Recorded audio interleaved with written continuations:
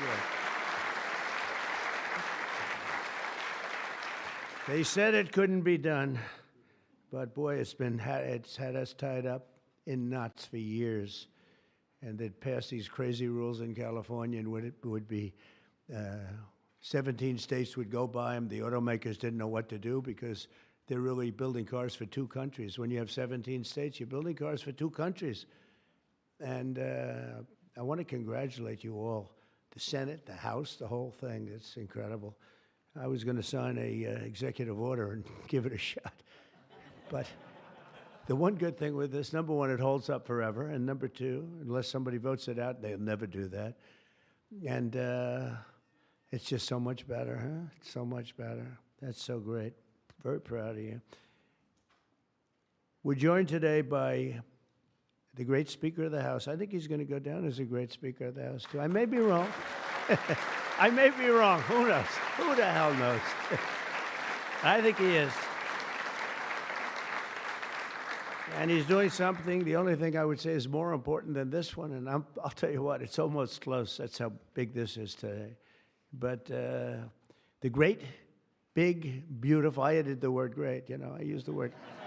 The great, big, beautiful bill, it's going to be one of the most, I said it this morning to a group, I think it's the most important, one of the most important pieces of legislation ever signed, ever approved. So it's going to be something very special. Thank you very much.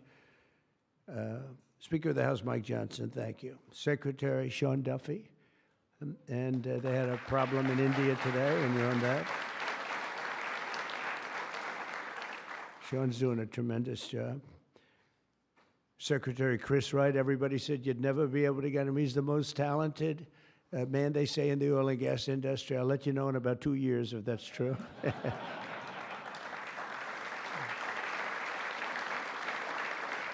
Well, Doug Burgum, you know, I wanted Doug Burgum to head up energy because he was so successful in North Dakota. He's governor. And he said, sir, there's one person who's much better than me. I said, who? They said, Chris Wright. I said, who the hell is Chris Wright? I had no idea. Now everyone knows Chris Wright. He's going to be more famous than me. But he said, there's a guy named Chris Wright, and if we could get him, he'd be better than I am, sir. And if you know Doug, Doug's not here, is he? If you knew Doug, he's always working someplace. But if you knew Doug, you'd know that he doesn't say that often.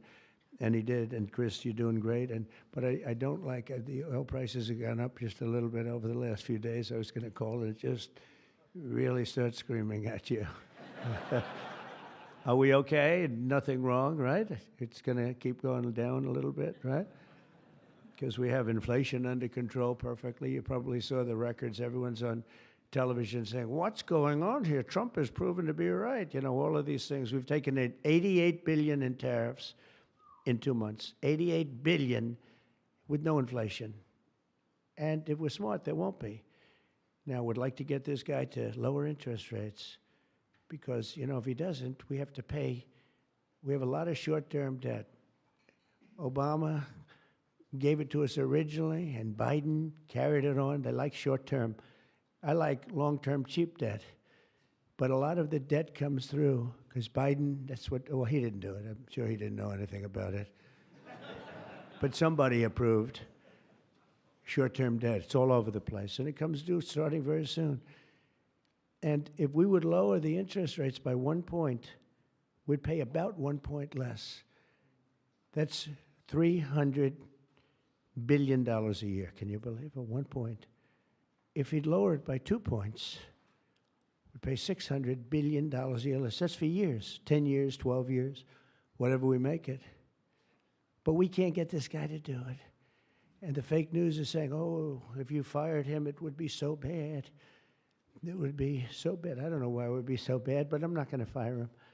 I just want him to, you know, we call him Too Late, right? Too Late is his nickname, like Too Tall Jones. He was too tall, T-O-O. And I just say this because we want to get rid of inflation, and we have.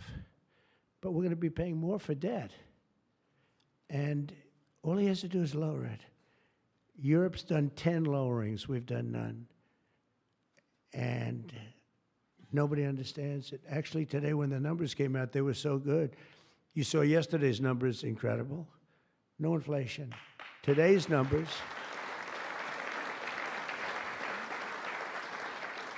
Today just came out, same thing, no inflation. They're all shocked. All these guys are watching from business, CNBC, and all of these different networks. Maria Bartiromo actually got it right. She's been getting it right for a long time, that one. I hope she's appreciated.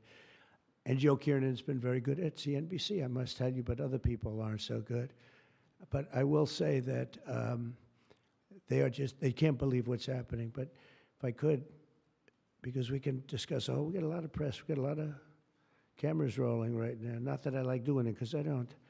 But if we cut our interest by 1 point, for years, we save $300 billion.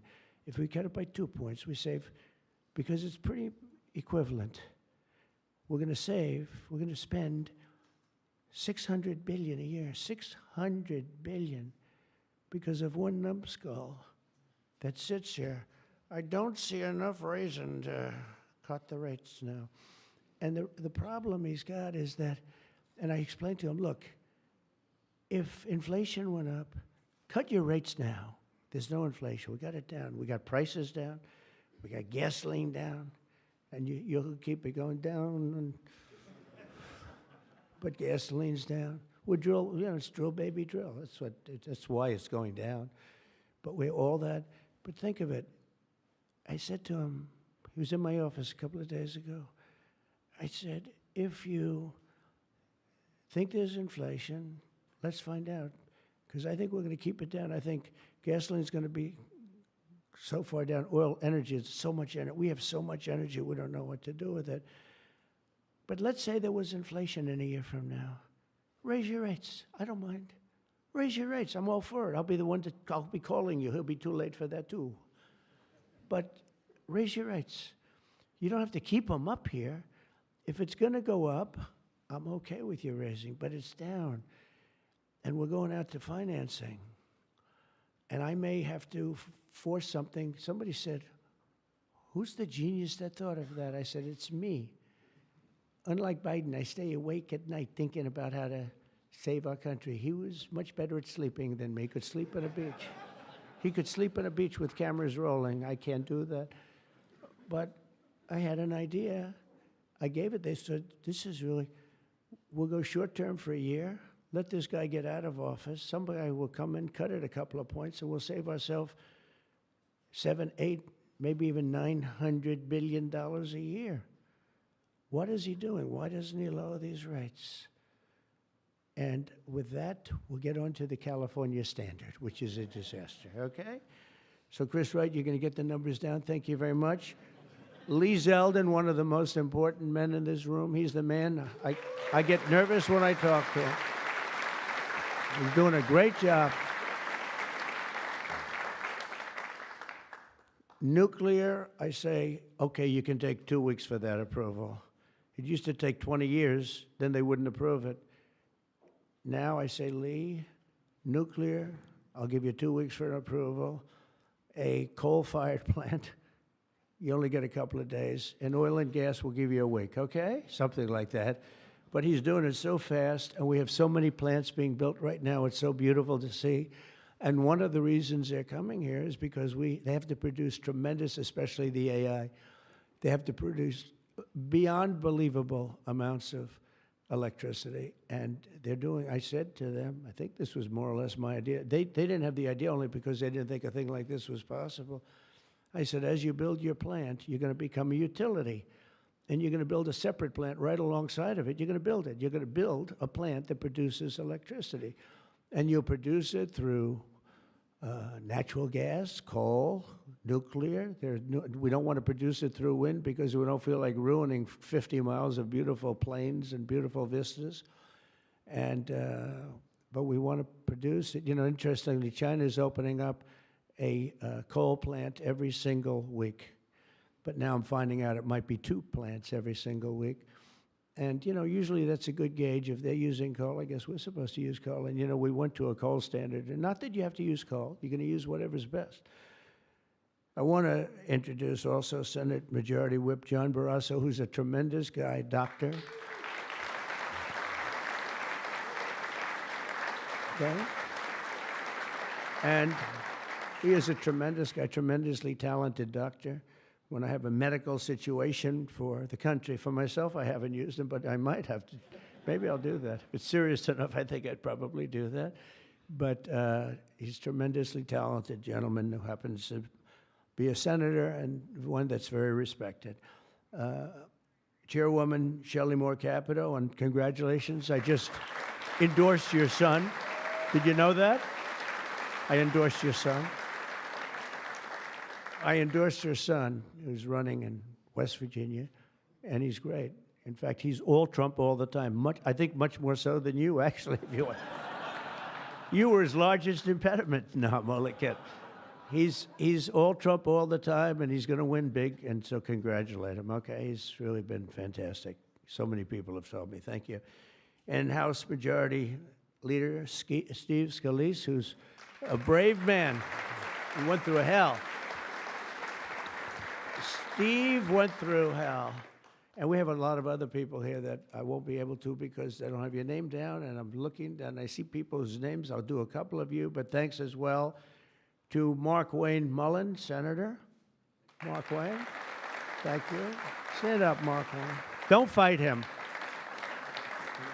He's a serious fighter in a lot of ways, and he's a great guy, too.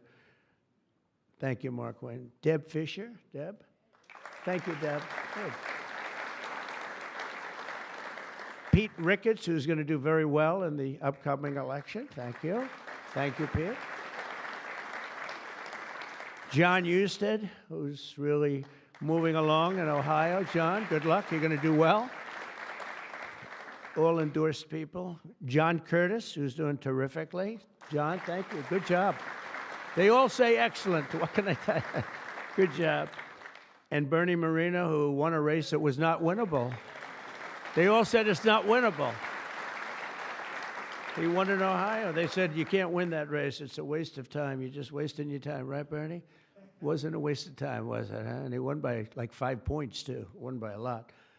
Along with Representatives Kevin Kiley, Vince Fong, Jay Obernolte, Doug Lamaffa, Darrell Issa. Where's Darrell? I haven't seen you in such a long time. Look at you. How good you look, huh? Good when you have those big margins. It's easier.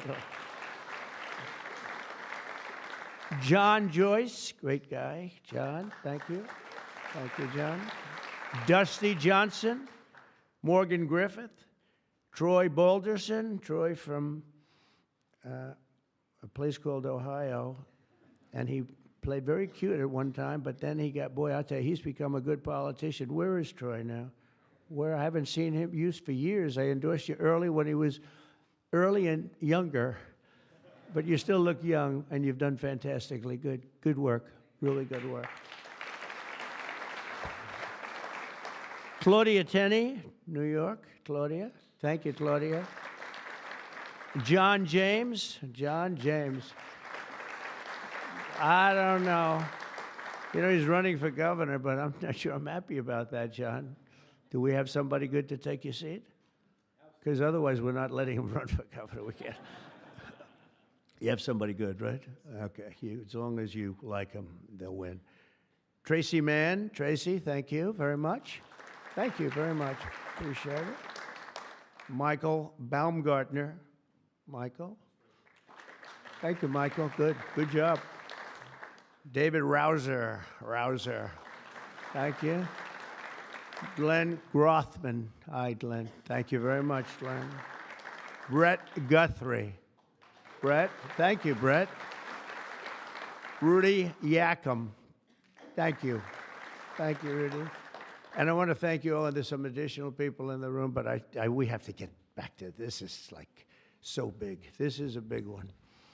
Under the previous administration, the previous administration, I could go point after point, everything they did, open borders, men playing in women's sports, transgender for everybody, let's go transgender. What a group of people you had over there. They must have hated our country.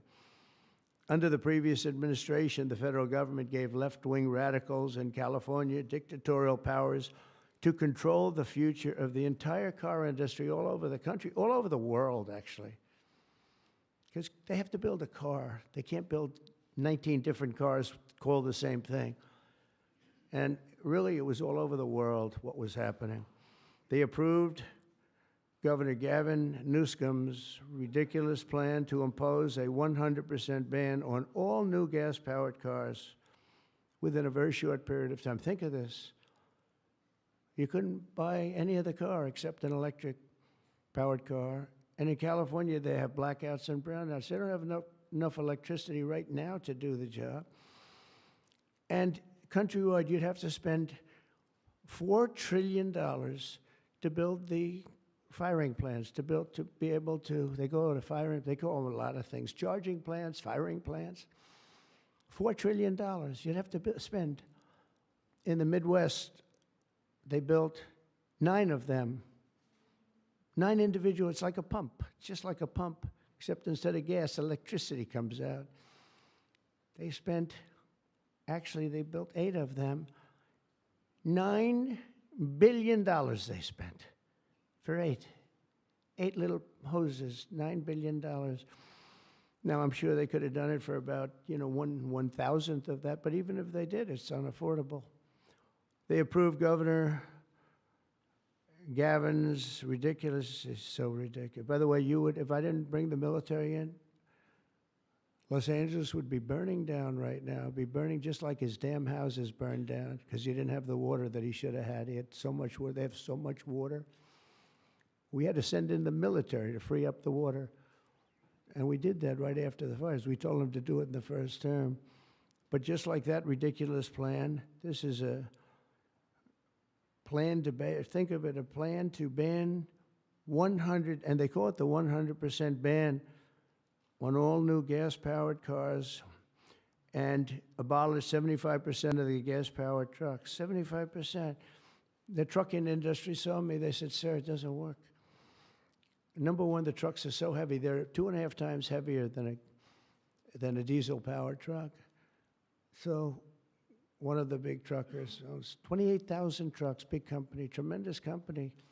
He said, I go out of business immediately. I'm not going to play games. I mean, he said, did you explain these things to the government officials?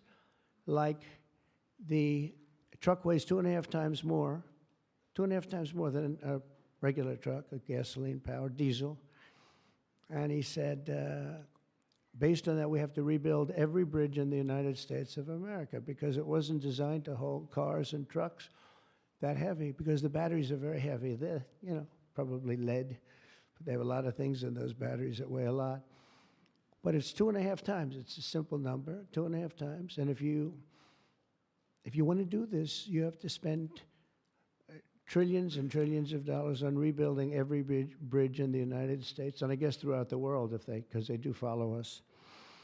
And the big rig buses and even cement trucks, they want to abolish certain categories of truck, but they want to go 75% of all of these trucks have to be abolished almost immediately. I mean, the time is just crazy. And they don't go far. Another little problem. With a tank of diesel, you can go from New York to Los Angeles if you want to go to Los Angeles right now. But New York to Los Angeles, and you can go back a little bit. With the electric truck, you'll stop approximately 6 times. Enjoy your stop. And the truckers saw me, and I said, did you just explain this? Because this is like, if you explain it, if a person's reasonable for that, he said, we explained it, they didn't care. They said, we're going all electric. They can't be stupid because anybody that can cheat on elections like them is not a stupid person. But they must hate our country. But I said to this big trucker, he said, sir, I've been buying trucks my whole damn life. He's a rough guy, smart guy. He said, I got thousands of them. I've been buying them for 50 years. And every single year they got better. They got more efficient, they got bigger, they got stronger. I build apartments in my trucks now for the drivers.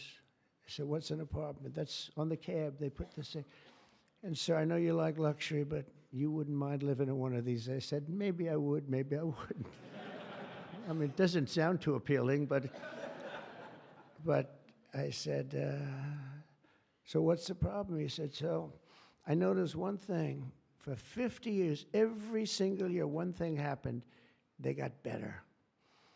They got stronger. They got more efficient. They got faster. They could carry any load.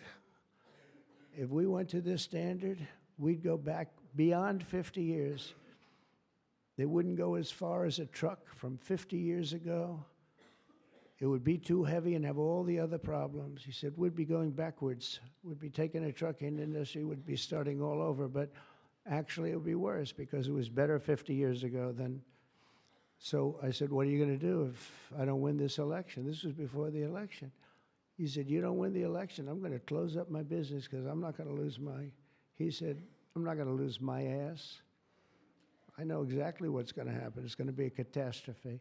It's the craziest thing I've ever heard. They're making you buy stuff that doesn't work. It's no good.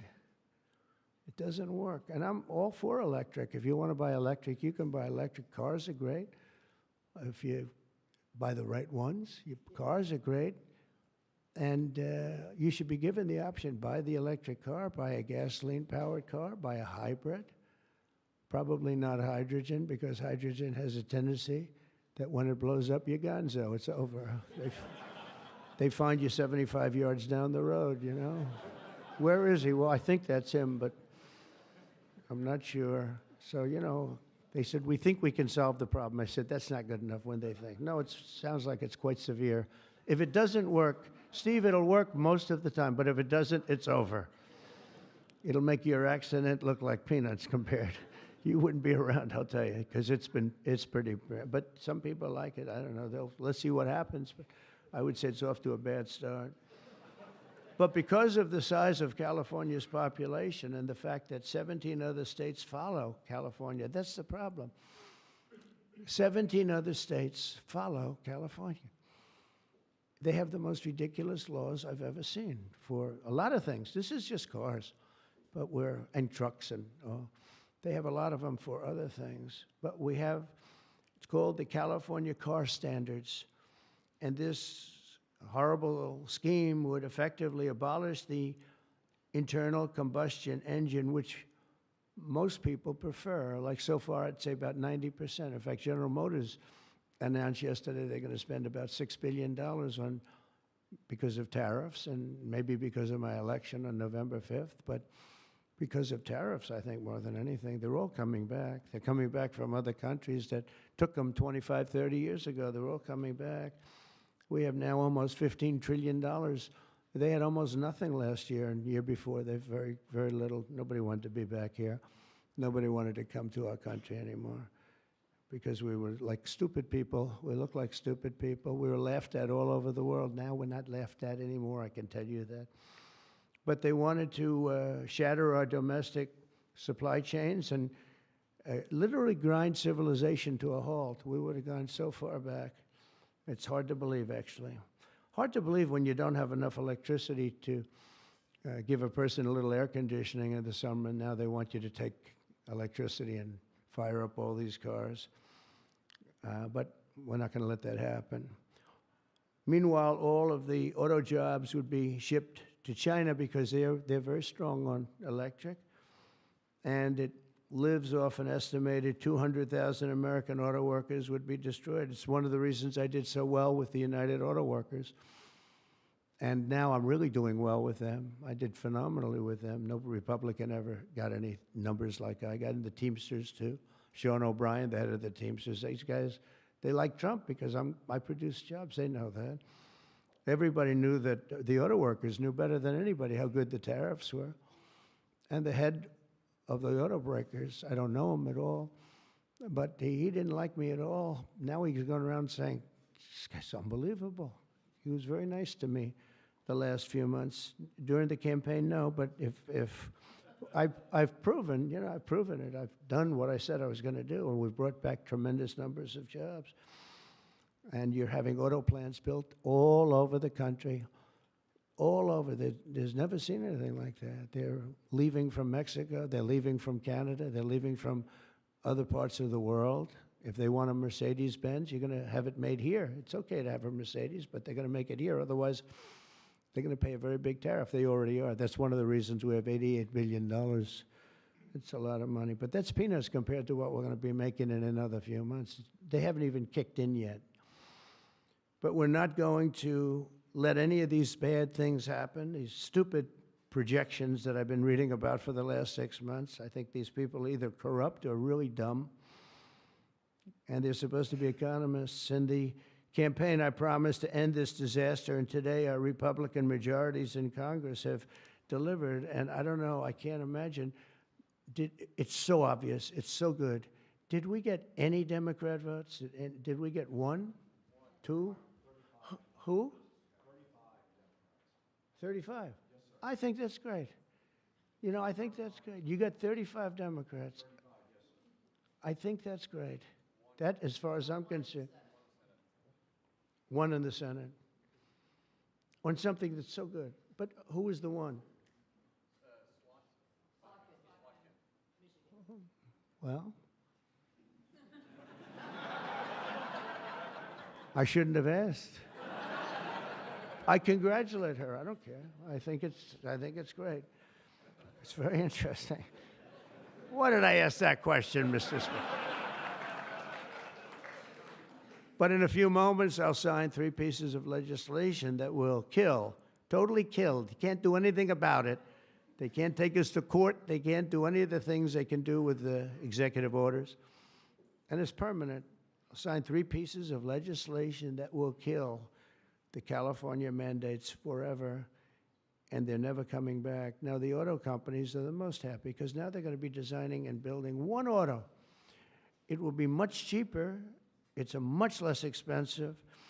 They were showing me, one of the most respected people was showing me that to save a little, like a half a glass of fuel, cost them thousands of dollars with new computers and stop it. The engine has to stop and then turn on and blah, blah, blah. And I said, does it work as well? No, it's terrible. It's terrible. And that's to save a little bit of fuel, this much fuel that Chris Wright can produce with one extra little oil well someplace, right? One little, a small one, a very small one. But think of it. Your cars are going to cost you $3,000, $4,000 less, and you're going to have what you want. And again, you can get any car you want. You can get electric. A lot of people love the electric. They like Tesla. So do I, in all fairness. I like Tesla. And I like others, too. But I also like combustion engines. And, there are reasons for a lot of things. When I was in Iowa, we had an unbelievable victory, if you remember. Remember? That was nice. You won by, like, so much. Nobody even talked about anything else, but that was a great victory. But it was unbelievably cold that night, and I was going to watch my victory in the area where I was going to make a speech, and the whole place was littered with cars. I said, what happened? They were electric cars, and they don't work in cold. I said, I didn't know that. And they don't work in extreme heat either. Other than that, they're wonderful. But no, but if you're in a cold climate, how do you do that? But they're electric cars, and I noticed that, and then I didn't pay much attention because we won by about 65 points, so I was more interested in that. But I do remember that scene. I said, what the hell is going on over here? This historic action will also help us reduce inflation and bring down the price of automobiles and electricity very, very substantially. We're building massive electricity right now. It's already started because of that guy right there, Lee Zeldin. By far the most important man in the room, Mr. Speaker. Stand up, Lee.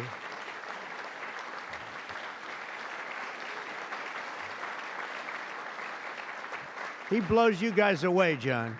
He blows the politicians away. I'm sorry right now.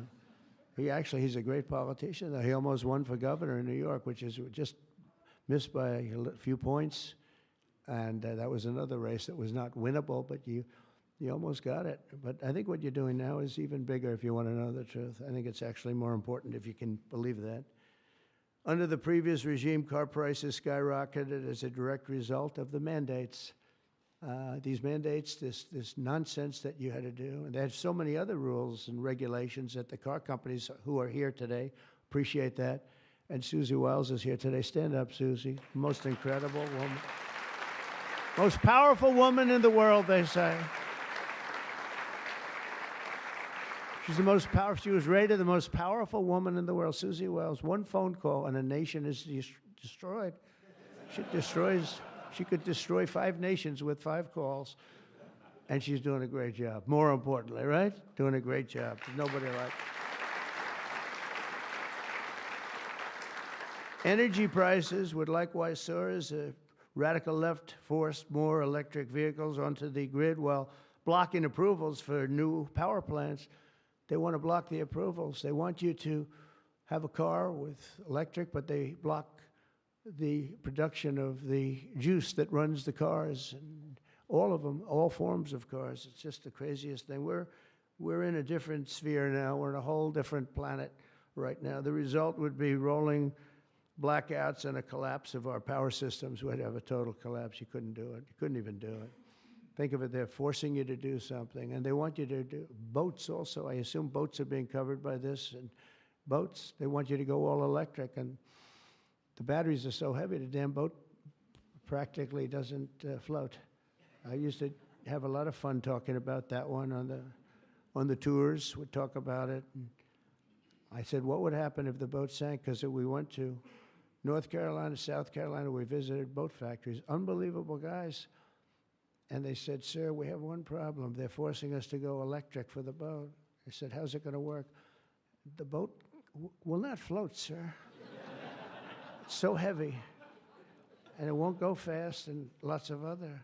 And I did ask him a question, because I have a lot of background. My uncle was a big shot at MIT, the smartest guy. He never had a smarter guy. And I guess I have a little of that. My first question was, what would happen if the boat sank? Do you get electrocuted? Remember I said that? And I used to be decimated by these people back here, right? I used to be decimated. They'd say, what kind of a crazy question is that? So I'm actually serious. What happens if you're an electric boat and the boat is going down? You're in trouble, Susie.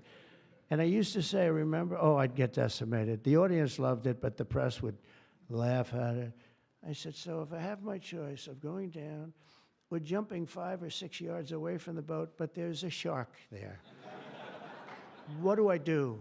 You know what I said? I'd rather be electrocuted. I said, I'll take electrocution every single day. But actually, he said, nobody's ever asked me that question, sir. He makes boats. Nobody ever asked me that question. This is really an unusual question. He said, and honestly, I don't have the answer. He wasn't able to. I said, don't worry about it. If I win, you won't have to worry about it. But today we're saving California, and we're saving our entire country from a disaster. Your cars are going to be thousands of dollars less money. And even the ones that, if you buy electric, we're not going to make you do certain things that are just a waste of money and just time-consuming waste of money. They make you do things that are no good for anybody, make the car worse, and make it much more expensive. Over the past 5 months, our administration and Republicans in Congress have fought for the American auto worker and for Teamsters and for, by the way, right to work. We have them all. We have, we just call them just workers. We fought for workers like no one has ever fought before. I understand that. It's why we won. We won with workers. We won with young people. I just saw with TikTok, I was #1 on TikTok in its history. Can you believe that? So I guess I like TikTok. That's why they're saying, are you saving? And we probably will save TikTok, actually. But on my first day in office, I ended the Green New Scam and abolished the EV mandate at the federal level. We abolished it, which is basically that everybody will be driving an electric car within a very short period of time. Now I know why Elon doesn't like me so much, which he does, actually. He does. And he never had a problem. It's very interesting. This is not something new. This has been there from day one, Speaker, right? We're going to abolish the EV mandate. And Elon still endorsed me because, honestly, he never, ever spoke to me about that. And I used to say, I'm amazed that he's endorsing me because that can't be good for him. I'm abolishing the EV mandate. And I once asked him about it. You never talked to me about that. He said, well, as long as it's happening to everybody, I'll be able to compete. It was a very interesting answer. I thought it was a very honest answer, to be honest with you. And I talked about it, that incredible, you know, you would have thought he would have been from day one, you got to make sure you don't do the EV mandate, the abolishing, and never did. Very honest in that sense. And he did say to me, I actually asked him because it was like really strange how I'm with him. He's very, you know, a friend of mine, and he makes electric cars, and we're saying you're not going to be able to make electric cars, or you're not going to be forced to make all of those cars. You can make them, but it'll be by the market, judged by the market. And that's what he said. He said, as long as I'm on the same plane as everybody else, we're going to do good. We make a better product. I said, that's very cool. It's very cool. That was my answer.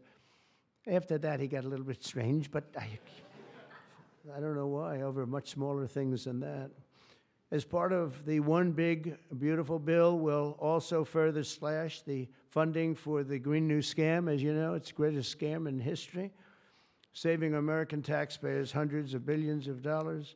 The windmills are killing our country, by the way. The fields are littered with them, junk. They're littered with them. And they get older, and they get rusty, and they get bad, and they get...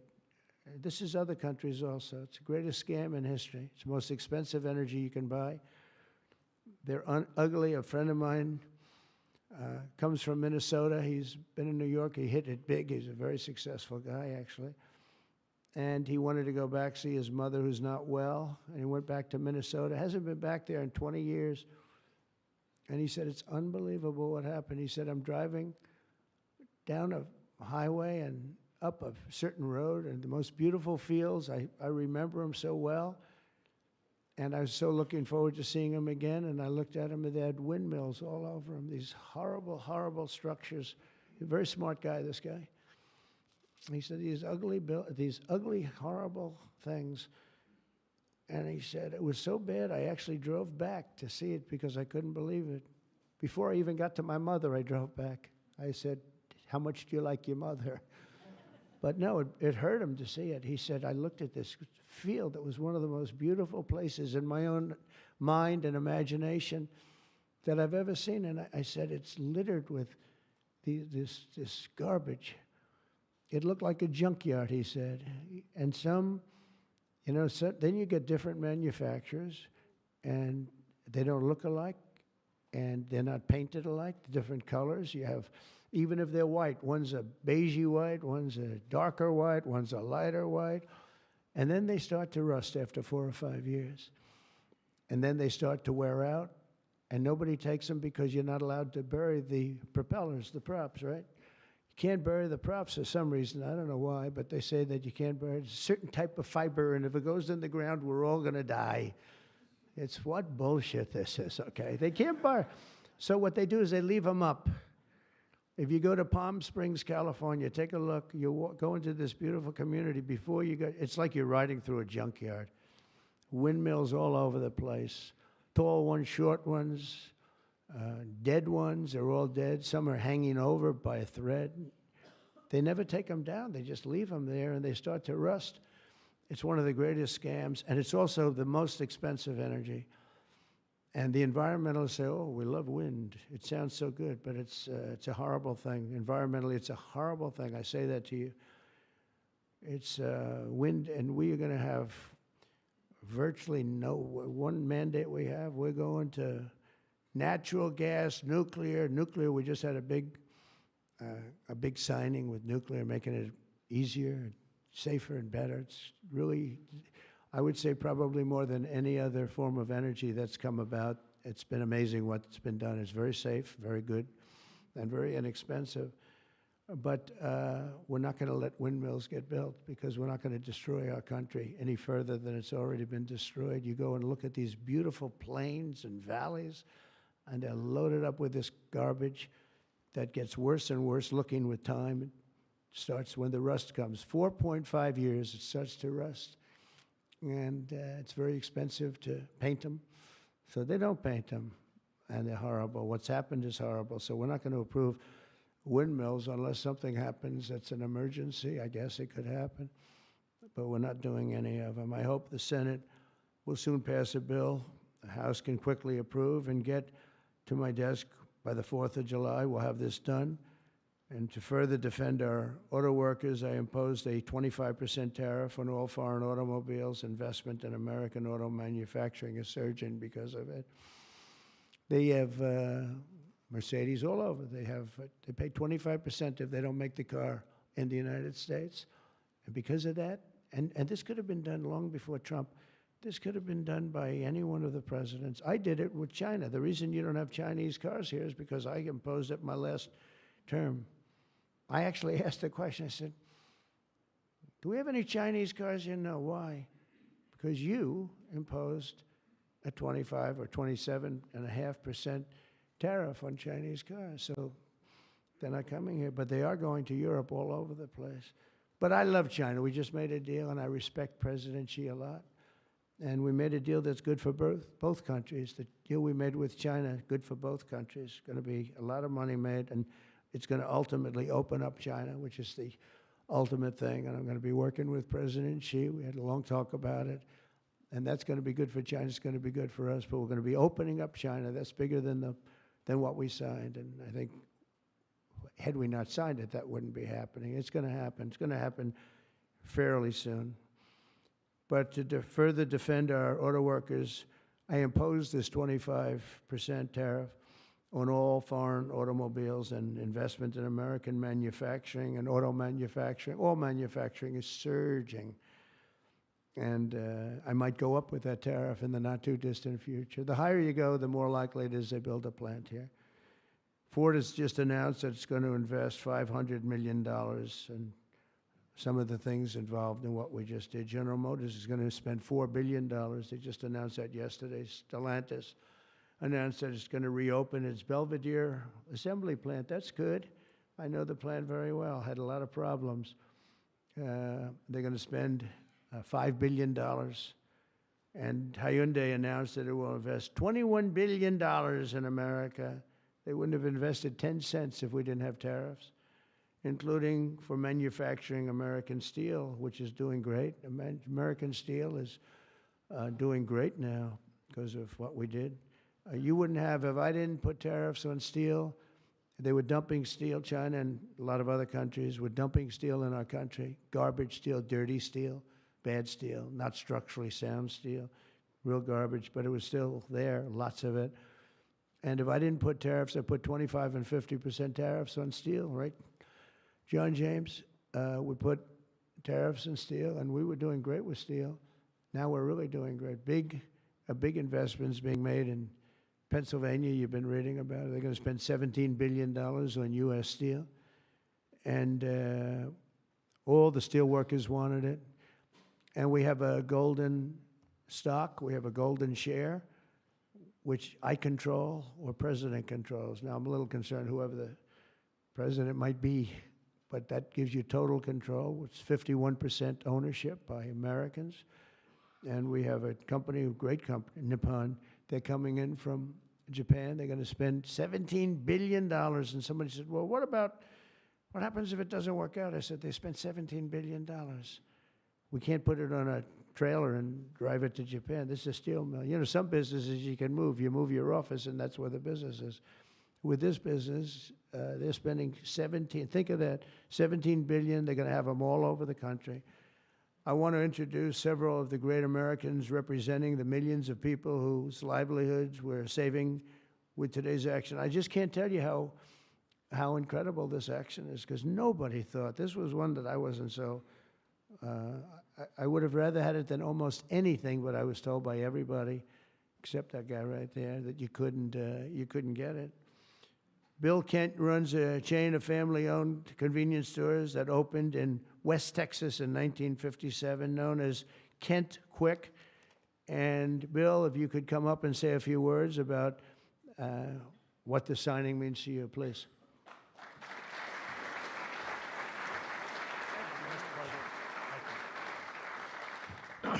Wow, you're probably wondering why I've called you all here today, right? What a great day.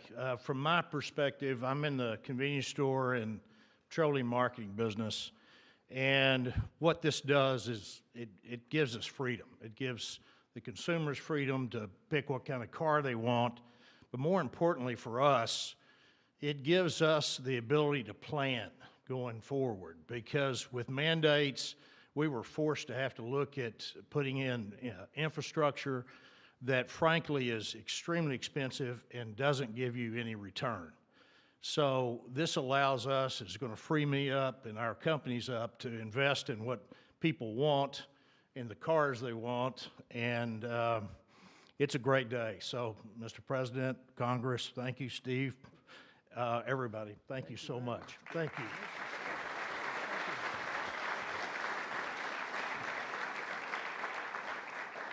And a friend of mine for a long time is John Hess. He's one of the top CEOs in the country, and he's now the CEO of Hess Corporation, one of the biggest oil producers, and he's a fantastic person with great knowledge of the subject matter. Can you say a few words, John? I see you in the audience. Come on, thanks.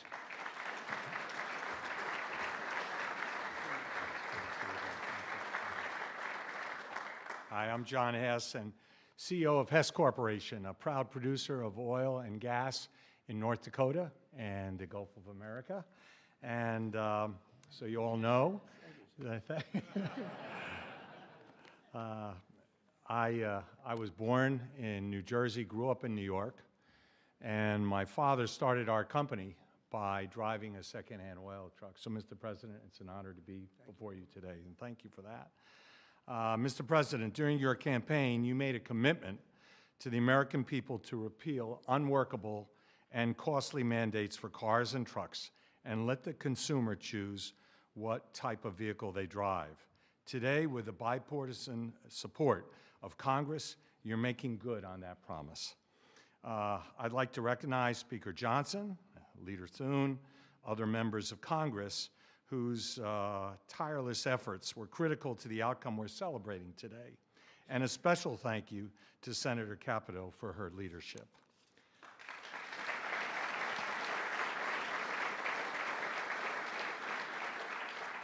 This announcement today is about consumer choice and affordability for American families. It's also about making our country, auto industry, more competitive, Mr. President, and you said that very eloquently. As you know, Mr. President, one-size-fits-all policies like those adopted in California do not work. America, in every state, every American should be able to choose what they want to drive, not the government. We as a country would be basically leaning into our competitive advantage with this repeal on oil and gas. Oil and gas are a strategic industry for our country, underpinning energy dominance, economic prosperity, and national security. We are truly energy independent. So, Mr. President, on behalf of Hess Corporation, on behalf of the oil and gas industry, and every family across our country, thank you for your courageous leadership and your commitment to consumer choice and energy affordability. Thank you very much.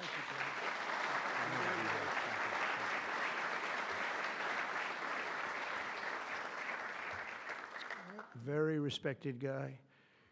The California EV mandates would also have devastated our nation's incredible truck drivers and the trucking industry, and I gave you a little bit of a rundown on that. But a diesel-powered semi-truck can drive from Reno, Nevada, I'll give you some other locations, Nevada to Los Angeles, California, and back on a single tank of diesel oil, diesel fuel, but the same exact journey would require an electric truck driver to stop also 6 times at recharging stations, adding an estimated 9 hours to the trip. I don't know too much about the trucking industry, but this is not sounding good. Here to discuss a little bit about the trucking industry, Gina Jones, and Gina, a real expert on trucks, I can tell you that. She's going to come up and tell us about trucks. Thank you, Gina. Thank you, Dan. Thank you, Mr. President. Thank you very much. And thank you, members and Congress. The trucking industry has America's back, and we are grateful that a president and the administration that have our back, too. Today, trucks are 99% cleaner than a generation ago. We need great partners in government to continue that process. We cannot allow one state's regulations to disrupt our entire nation's supply chain. Allowing California to do so would have negativity impacted the hundreds and thousands of truck drivers who deliver critical goods across the country each and every day. In order to deliver for American families and businesses, we need realistic national standards. With the signing of this resolution, Mr. President, you have delivered the leadership that trucking industries need. Promises made, promises kept. On behalf of the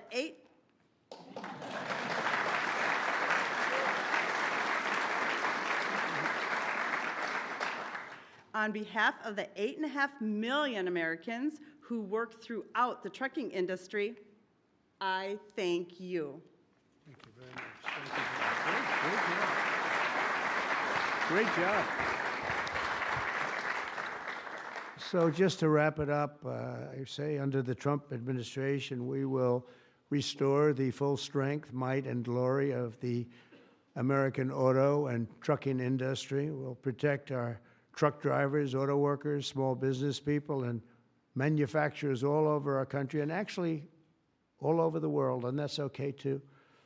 They'll be doing a product that works, a product that's much more efficient, that's better, it's much better, less expensive, and we'll put affordable energy and affordable car ownership back on the center of the American dream as we make America great again, and that's what's happening. We're making America great. You know, when I went over to Saudi Arabia, Qatar, UAE, just a couple of weeks ago, the leaders of those countries, and they're very smart people, they said, you know, you've made in a short period of time America the hottest nation in the world. It's the hottest, you're the only one we talk about now. And 6 months ago, it was a laughingstock. They said that to me, those words, it was a laughingstock, and it was an absolute laughingstock. We've got the hottest nation right now in the whole world, and the numbers are reflecting it too. So I just think it's great. And what I'll do is I'll sign this, then we can take a couple of questions if you want. And we will be finished, and you're going to go off, and you're going to build the most beautiful automobiles for 20% less money. And I want to thank you, man. You have done some job. Thank you, Mike. Thank you, everybody. You guys want to come up here? Beyond it?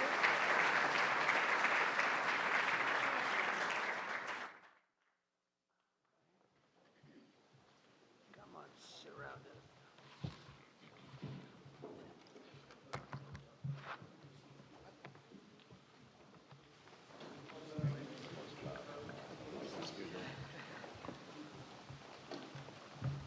Okay, we're going to sign 3 bills that do everything I just said. No auto pens allowed.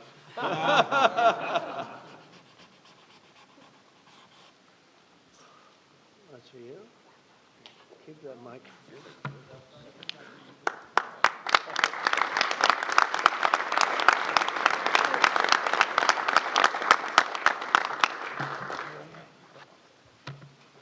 You know, that pen was so good, give it back to me. That was a good one. No, I'll sign all 3 of them, because you never know what you get with the new one. Number 2.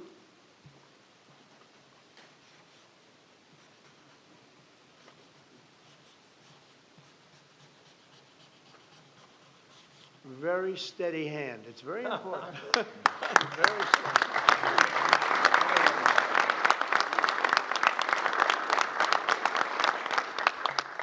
Only a steady hand can sign like that, right? Absolutely. Right? I've been told that, actually. And here's number 3, and it all goes into effect. Everything I said goes into effect. Lower prices, better cars, and choice. You can say choice. We have choice for education. And you have choice for cars now, right? Common Right, sense common is right. sense. You're right. Common sense is right.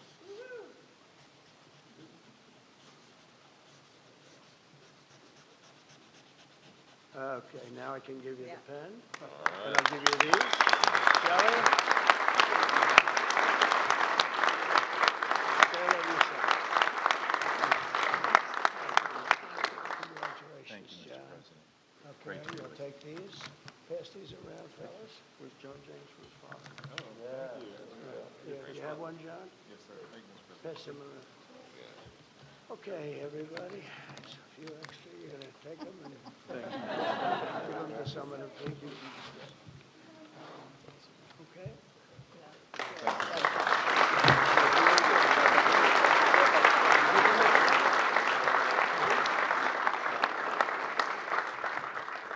Go ahead, please. Mr. President, help! All right, Brian, yeah, please. I have some very close friends who run some of the largest auto dealerships in Southern California, Rustack Automotive Group. Good. Their message to you, they're 100% behind you right now. They know they're going through some soft sales period. It's true. They're in it for the long haul. What's your message to thousands of auto dealerships across this country that are kind of navigating through this tariff? Yeah, they're going to do better than ever before. They're going to sell cars in America at levels that they've never even thought of before. And they're going to make more money than they ever made before. It's going to be great. They're going to be selling a better car, too. It's going to be a better product. And they're behind you 100%. I know. I know that. They have been behind me, right? They knew it was right. They've been asking for this for 25, 30 years, in all fairness. No, they're very happy. I told you the Auto Workers Union, we got tremendous votes. But they like me today even better than they did on Election Day on November 5th because they see the results now. They're all happening. And yeah, and they have plants moving in, Brian. A lot of plants are moving in. Thank you very much for that question. Yeah. Trying to kill the auto industry. Oh, he was killing the auto industry. I don't think he knew it. I think he's a guy who he's just got a faulty thought process. You look at that train. The train is the most. I've seen people, stupid people with cost overruns for years. I've watched where something would cost twice as much or 3 times, but this thing is costing 20 times more. It's the most incredible disaster I've ever seen. That's one. The cars are just as bad. Everything's bad. And now you have this situation. So his own sheriff, who's a good man, by the way, said 2 days ago or 3 days ago that we could not have done this without the military. They were going to take over this whole, they couldn't have done it.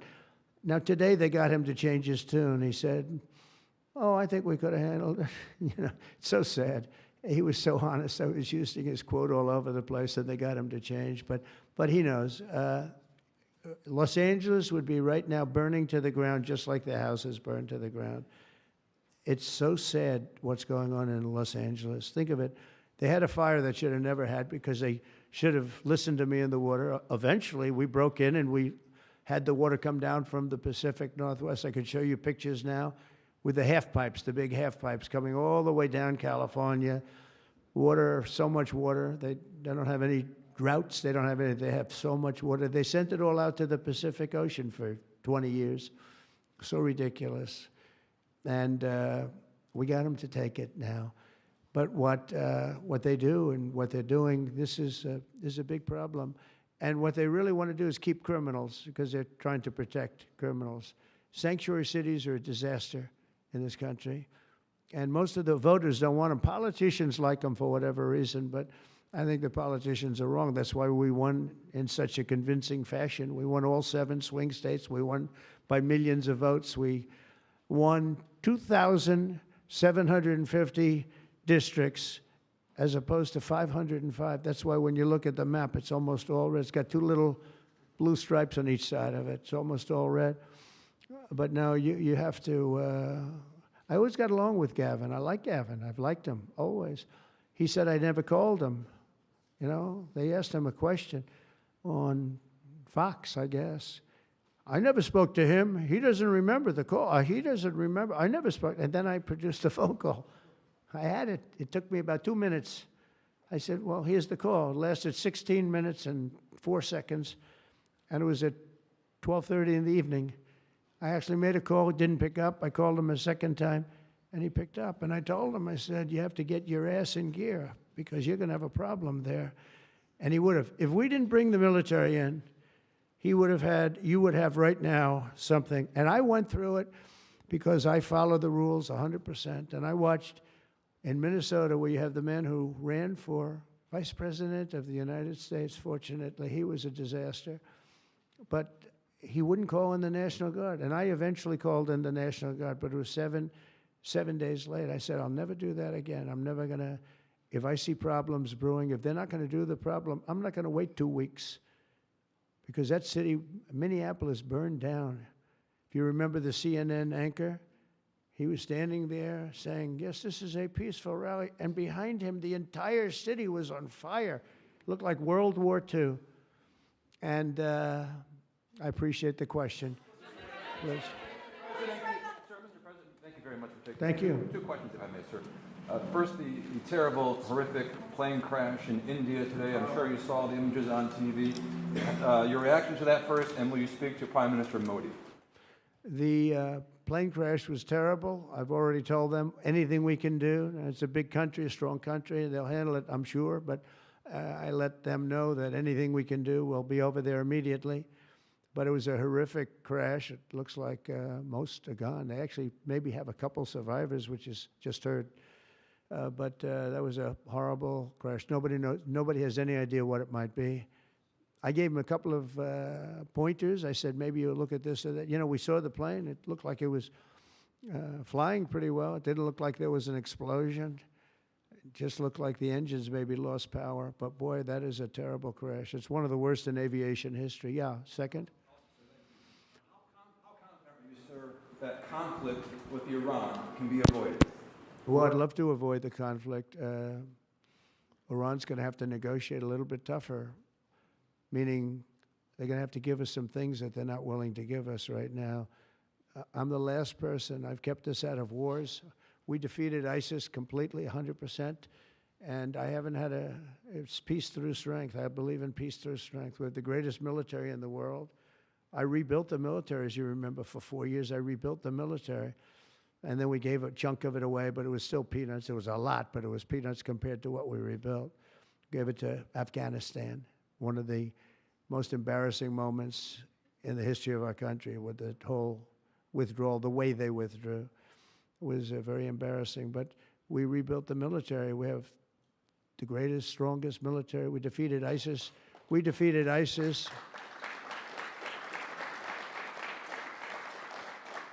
We defeated ISIS in 4 weeks. It was told to be 5 years. It was going to take 5 years, anywhere from 4 to 5 years. We did it in 4 weeks, with, by the way, headed by the general who's now the head of the Joint Chiefs of Staff. That's why he's there. He said it would take 4 weeks, and he did it in 4 weeks. He did actually a little bit faster. So we have a great country, and we're going to keep it that way. And when it comes to Los Angeles or other cities, if we see other cities are gearing up, and these people are agitators, they're paid, they're professionals, they're insurrectionists, they're troublemakers, they're all of those things. But I believe they're paid, and we're going to find out through Pam Bondi and her great staff, her great people at Justice, who they are. And Mike, I think you're doing some investigations in that in Congress, but we're going to find out who they are, because they're really, I think what they're doing is unbelievably illegal. Just one thing, so they took the bricks away from people. They're walking in with satchels of bricks. Now, why do you have bricks? You have bricks because you throw bricks. They're very potent. If they hit you, they kill you. And they took them away. The military took them away. They saw him, what the hell is this? The guy could hardly carry him. Many bricks. He's a strong guy, couldn't carry him. And they saw that, and they took him away. Then they found others with bricks. But they're ingenious. They also brought hammers along, very heavy hammers. And I saw them pounding the curb and pounding the sidewalk. And it was like a military operation. This guy's pounding strong, boom, big shots. and it was breaking up granite, the granite curbs, and the granite was breaking up, and the concrete was breaking up, and there was lines of people standing there, and they're handing him, and then he stopped handing them. They just went down and picked him up. It was so professional. I said, that's a professional organization. This is not like people at random. This guy's breaking up because they couldn't use the bricks. So who would think of this even? Did a lot of damage. A lot of curbs are broken. A lot of sidewalks broken. But I never saw that before. That's one I haven't seen. I thought I saw it all. And they have it on tape. And with that, people get killed. You know, they go to the bridges and they drop the concrete off the top of the bridge with a car coming along at 70 miles an hour and the person dies. We had a lot of car problems. You saw that. They were all over the road. They were littered all over the road where the cars got stopped by concrete going through the front windshield. Now, these are bad people. If we didn't go, Los Angeles right now would be on fire. It would be a disaster. And we stopped it. And last night was very good. Nobody showed up. You know why they didn't show up? Because we were there.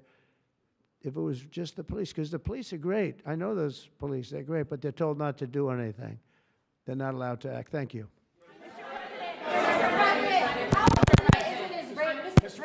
Mr. President, how imminent is an Israeli strike on Iran?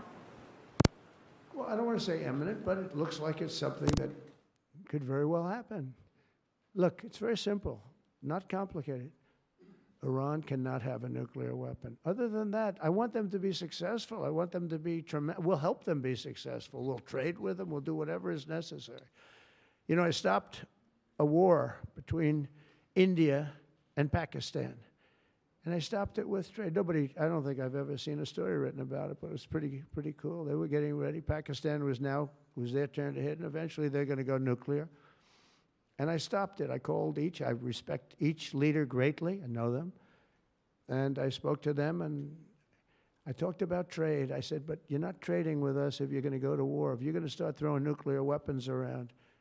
And I said it to both of them, and they were both unbelievable, actually. They understood it exactly. They stopped. I stopped that war with phone calls and trade. And India's here right now negotiating a trade deal, and Pakistan's coming, I think, next week. And I'm very proud of that. Nobody died. Nobody, the nuclear weapons, they each have very severe, very substantial numbers of nuclear weapons. And I think we should get some credit for that. You know, the whole Republican Party should, because that's their mindset. Please. Mr. President. Yes, ma'am. What? On your China deal, Mr. President, are you still concerned about the national security issues with Chinese students studying in the United States? Look, I've always been in favor of students coming in from other countries. That includes China. And we have 500,000 Chinese students coming in. I've always been in favor of it. Does it mean that you have to watch people? Yeah, you have to watch students, but you have to watch other people also. I've always been strongly in favor of it. I think it's a great thing. It's good for our schools. I think it's good for our country. I'm also in favor of having them stay. I've been in favor of letting them stay. If you get educated for 4 years, you're willing to get educated for 4 years. I like people being able to stay. You know, they have some great students. You have some, these are Republicans clapping. You know, because a lot of Republicans don't like that idea. I happen to like it. I'm a real Republican, believe it or not. But I like the idea. They go 4 years. To me, that's almost like, you know, just buying your way in a very legitimate way. And, you know, you have stories where Apple wants to hire somebody and they can't hire him because he can't stay. He went to a great school. He finished first in his class. They made him a big offer, and everything's done. But he has no idea whether or not he's going to be able to stay. And I'm all for making sure that people like that can go to work for all of our great companies.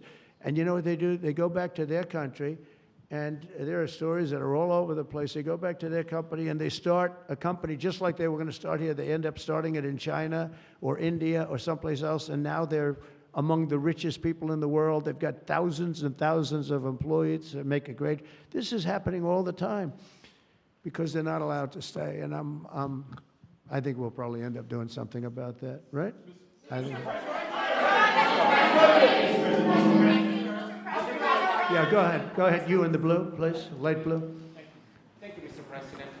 how close are you to step back on between Ukraine and Russia?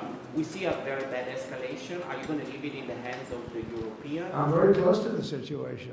I'm very disappointed in Russia, but I'm disappointed in Ukraine also, because I think deals could have been made. And, you know, we're losing 5,000, 6,000 people a week, soldiers mostly, but also people living in towns because they're getting hit by missiles again. How'd you like to live in a building and you think a missile has a good chance of hitting your building during the evening? It's horrible. Must be horrible to live like that. But, I mean, we'll get it, but it's, I'm disappointed that it's not done. We did great with India and Pakistan. We did very good with Israel. I thought, look, October 7th was a disaster. People forget, you know, they like to forget. That was a horrible thing. But, you know, none of these things would have happened if I were president. If I were president, none of it would have happened. You wouldn't have the Israel problem. Iran was broke. They had no money. We had big sanctions on them. Biden immediately let them get rich, $300 billion they have right now. But they had no money for Hamas or Hezbollah. They had no money for anything. It was perfect. We wouldn't have had inflation that was caused by oil, Chris. The oil price went through the roof. It was also caused by their spending, but it was caused more by oil than anything else. The oil went so high, got close to $100 a barrel. And that cost, and that also kept the war going with Putin, because at $100 a barrel, that was a big money-making experience. But now it's down to where it's not so good for them anymore. No, it's very important to get that solved. That's a bloodbath. That's a terrible bloodbath that's going on. Yeah, please, go ahead. Following up your question, answer on India and Pakistan for stopping the war between them. India says that they cannot talk to Pakistan unless Pakistan takes actions against terrorists. We're going to get those two getting together, you know? I told them, India and Pakistan, they've had a long time rivalry over Kashmir. And I said, I can solve anything. I'll be your arbitrator. I will be your arbitrator. I can solve anything. And I started the first question, how long has it been going on? They said, 2,000 years. I said, oh, that's all right. Maybe I'll take it. Mr. President. When I heard 2,000 years, I said, maybe I'll have John Hess solve that problem. Mr. President, will you punish Israel for striking Iran? Peter? Thank you, President Trump. I have two. First, on immigration. What made you change your mind about targeting in California farmers and people in the hotel and leisure business? Well, we're not targeting. In fact, if you look today, I put out a statement today about farmers. Our farmers are being hurt badly by, you know, they have very good workers. They've worked for them for 20 years. They're not citizens, but they've turned out to be, you know, great. And we're going to have to do something about that. We can't take farmers and take all their people and send them back because they don't have maybe what they're supposed to have, maybe not. And you know what's going to happen and what is happening? They get rid of some of the people because, you know, you go into a farm and you look and people don't, they've been there for 20, 25 years and they've worked great and the owner of the farm loves them and everything else, and then you're supposed to throw them out, and you know what happens? They end up hiring the people, the criminals that have come in, the murderers from prisons and everything else. So we're going to have an order on that pretty soon, I think. We can't do that to our farmers, and leisure too, hotels. We're going to have to use a lot of common sense on that. And my other question about the Middle East. As the Israelis apparently gear up for some kind of an attack, a possible attack on Iran, are you trying to talk Netanyahu out of doing that, or are you so against Iran having a nuclear weapon that you're okay, he does his thing because it is not an American war? Yeah, it's a very fair question. Look, I want to have an agreement with Iran. We're fairly close to an agreement. We are fairly close to a pretty good agreement. It's got to be better than pretty good, though, but it's got to be, I'd much prefer an agreement. As long as I think there is an agreement, I don't want them going in because I think that would blow it. Might help it, actually, but it also could blow it. But we've had very good discussions with Iran. Whether or not we get there, I can't tell you, but it'll happen soon. I say this, Peter, very strongly. They can't have, whether it's going in or not going in, they can't have a nuclear weapon. I'd prefer the more friendly path. And can you tell us what the Israelis told you that made you start to evacuate the dependence men and women who are stationed in the They Middle didn't East. tell me anything, but I said, look, there's a chance of massive conflict. We have a lot of American people in this area, and I said, we got to tell them to get out because something could happen soon. And I don't want to be the one that didn't give any warning and missiles are flying into their buildings. It's possible. So I had to do it. You know, I had the choice. Do I do it or not? Doing it has its downside, but it also has its upside. Like, you're going to save a lot of lives if it should happen. Hopefully that doesn't happen. Right? Thank you.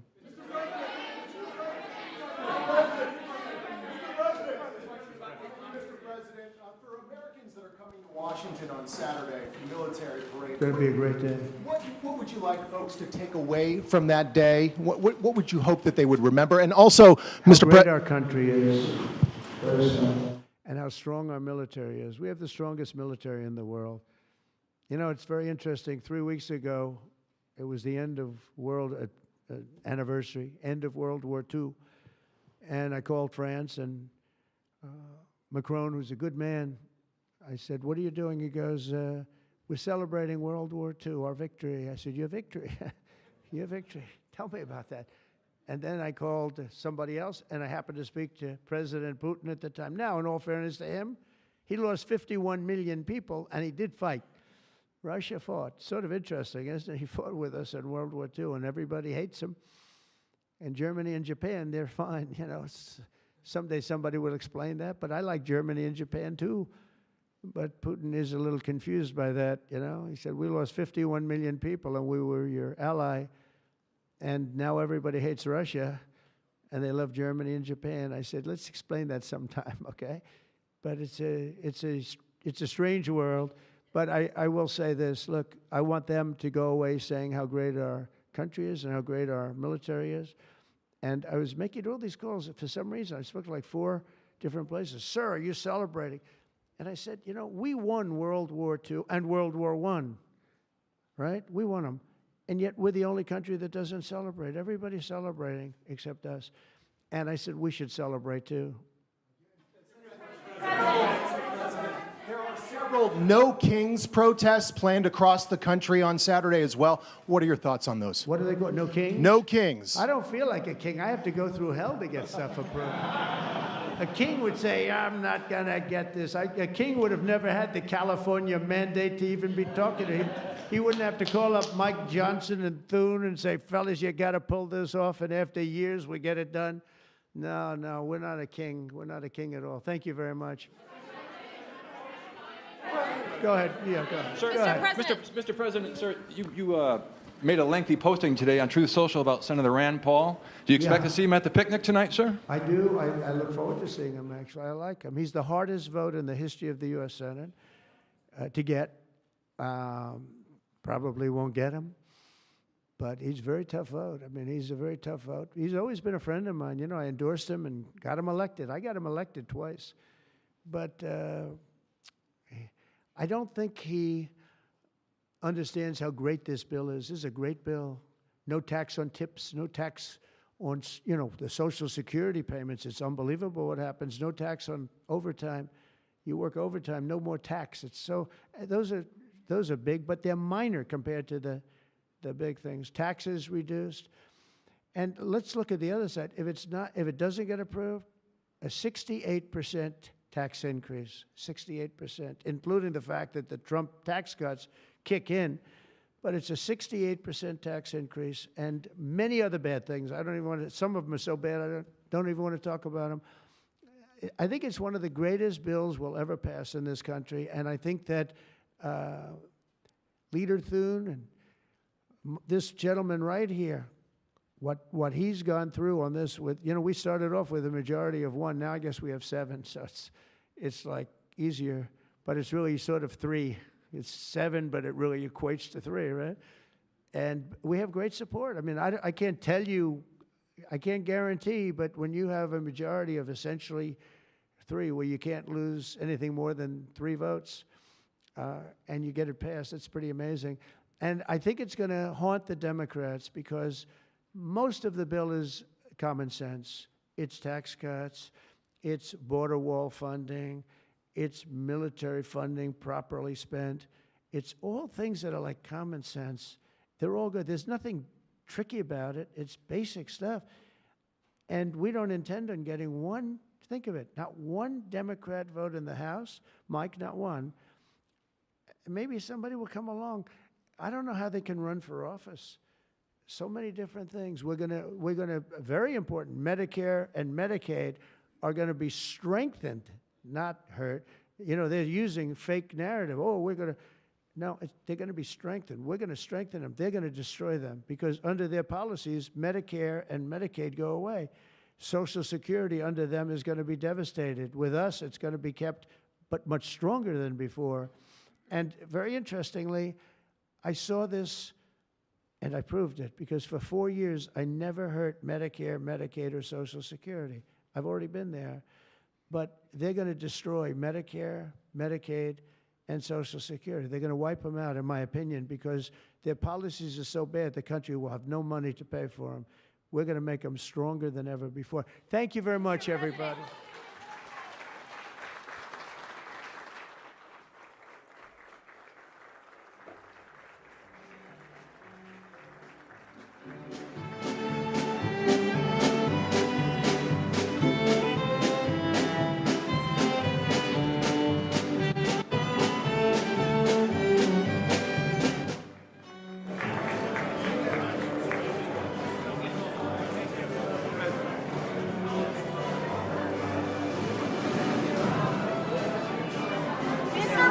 Mr. President, you do support red line protests at the parade.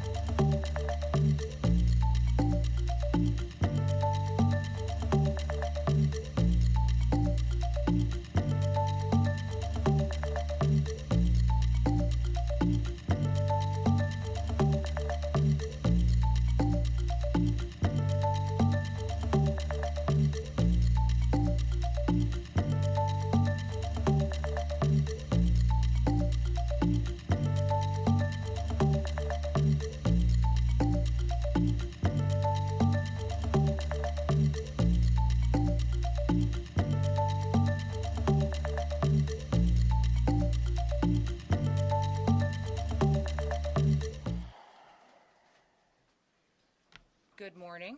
We'll give everybody a few minutes to get situated.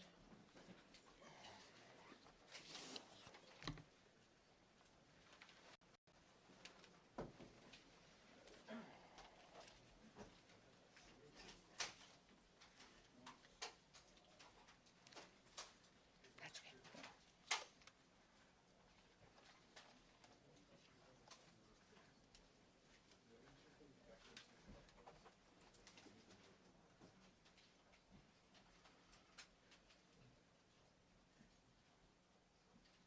How we doing? A couple more minutes? We can wait. Thank you. You bet. I'll get this situated for you. You bet.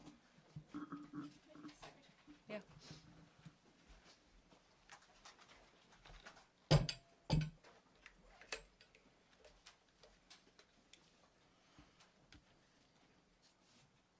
Test 1 2.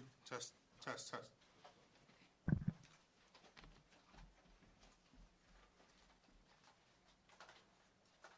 Good?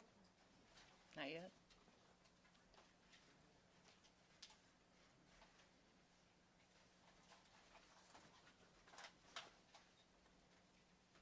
Good morning, everybody. Grateful that you all are here. My name is Christy Nome. I am the Department of Homeland Security Secretary for President Donald J. Trump, and I am so thankful for the men and women of law enforcement who have been working every single day to bring law and order and peace back to the citizens of Los Angeles and to the state of California.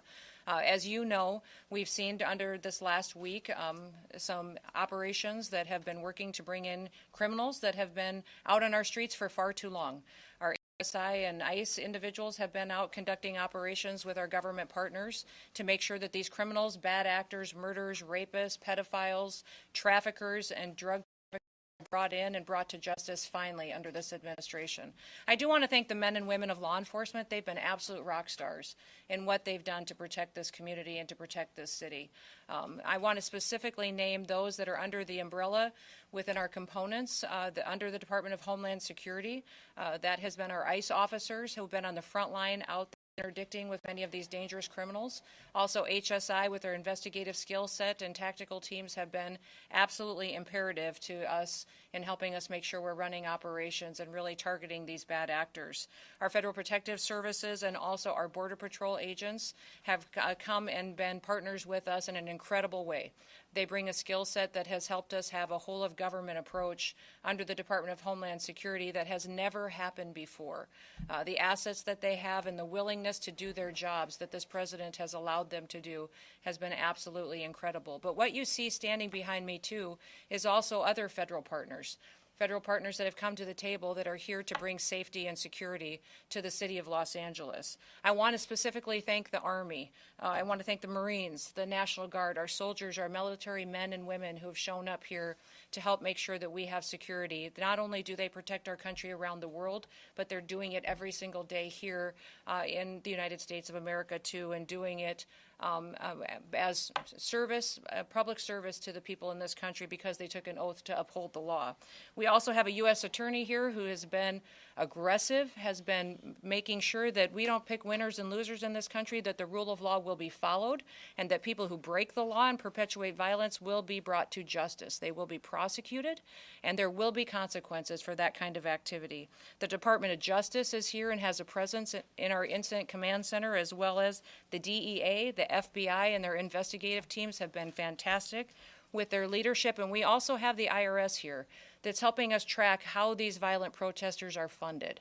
What NGOs out there, what unions, what other individuals may be funding these violent perpetuators that are in these protests that take people who may be wanting to come and be peaceful, but instead into very violent activities that go after law enforcement. That's just simply not acceptable. And I also want to thank our U.S. Marshals. They've been so great in helping us to secure facilities, but also operations and also with transportation, that as soon as someone is arrested and brought into incarceration, that they are transported out and able to face prosecution and the consequences for their crimes. I want people to know that while these officers and these agencies and our military are here doing this work and these operations, that the people across this country are so grateful. They are so grateful for the work that is being done here in Los Angeles. They are setting an example for what is happening across the country in other cities, and putting together a model and a blueprint for how we can continue to work to make every single community great again and safe again for our kids and for our grandkids far into the future. I've been in many different states with all the different components that I represent over the last 4 or 5 days, and everywhere I go, people stop me and say, tell everybody who's working in Los Angeles that is working to bring safety to those city streets and to those families and protect those small business, tell them thank you. Tell them God bless you, that I hope that they are safe and they have been suffering. The people that live here under the policies of Governor Newsom and under the policies of Mayor Bass, and they recognize that it's a huge disservice to the people who have to try to raise their families here, and that these agents and that these law enforcement officers are working to change that and give them an opportunity to be successful and to live the American dream. Listen, many officers have been assaulted over the last several days. We did see before that assaults against law enforcement and ICE officers go up over 400%. In this situation, we've seen that increase even more. It's not acceptable. If you assault a law enforcement officer, we are going to come after you and we are going to arrest you, prosecute you, and put you away. That is not going to work. And under this administration with President Trump's leadership, one person is not better than another. Just because you think you're here as a citizen or because you're a member of a certain group or you're not a citizen, it doesn't mean that you're going to be protected and not face consequences from the laws that this country stands for. We have a Constitution. We follow that Constitution and the laws that have been passed by our Congress, and we're going to make sure they are equally applied to every single person as it applies under the Constitution here in Los Angeles, but also across the country. As our law enforcement officers have been assaulted, they've been pelted with rocks and bricks. Their cars have been set on fire. Molotov cocktails have been used. We have seen people throw bottles and hammers at them. We've also seen that they have been attacked and verbally spit on or punched or assaulted, and it's just not acceptable. The Department of Homeland Security and the officers and the agencies and the departments and the military people that are working on this operation will continue to sustain and increase our operations in this city. We are not going away. We are staying here to liberate this city from the socialist and the burdensome leadership that this governor and that this mayor have placed on this country and what they have tried to insert into this city. So I want to say thank you to every single person that has been able to do this. Also, I want to talk specifically to the rioters and to the politicians in Los Angeles.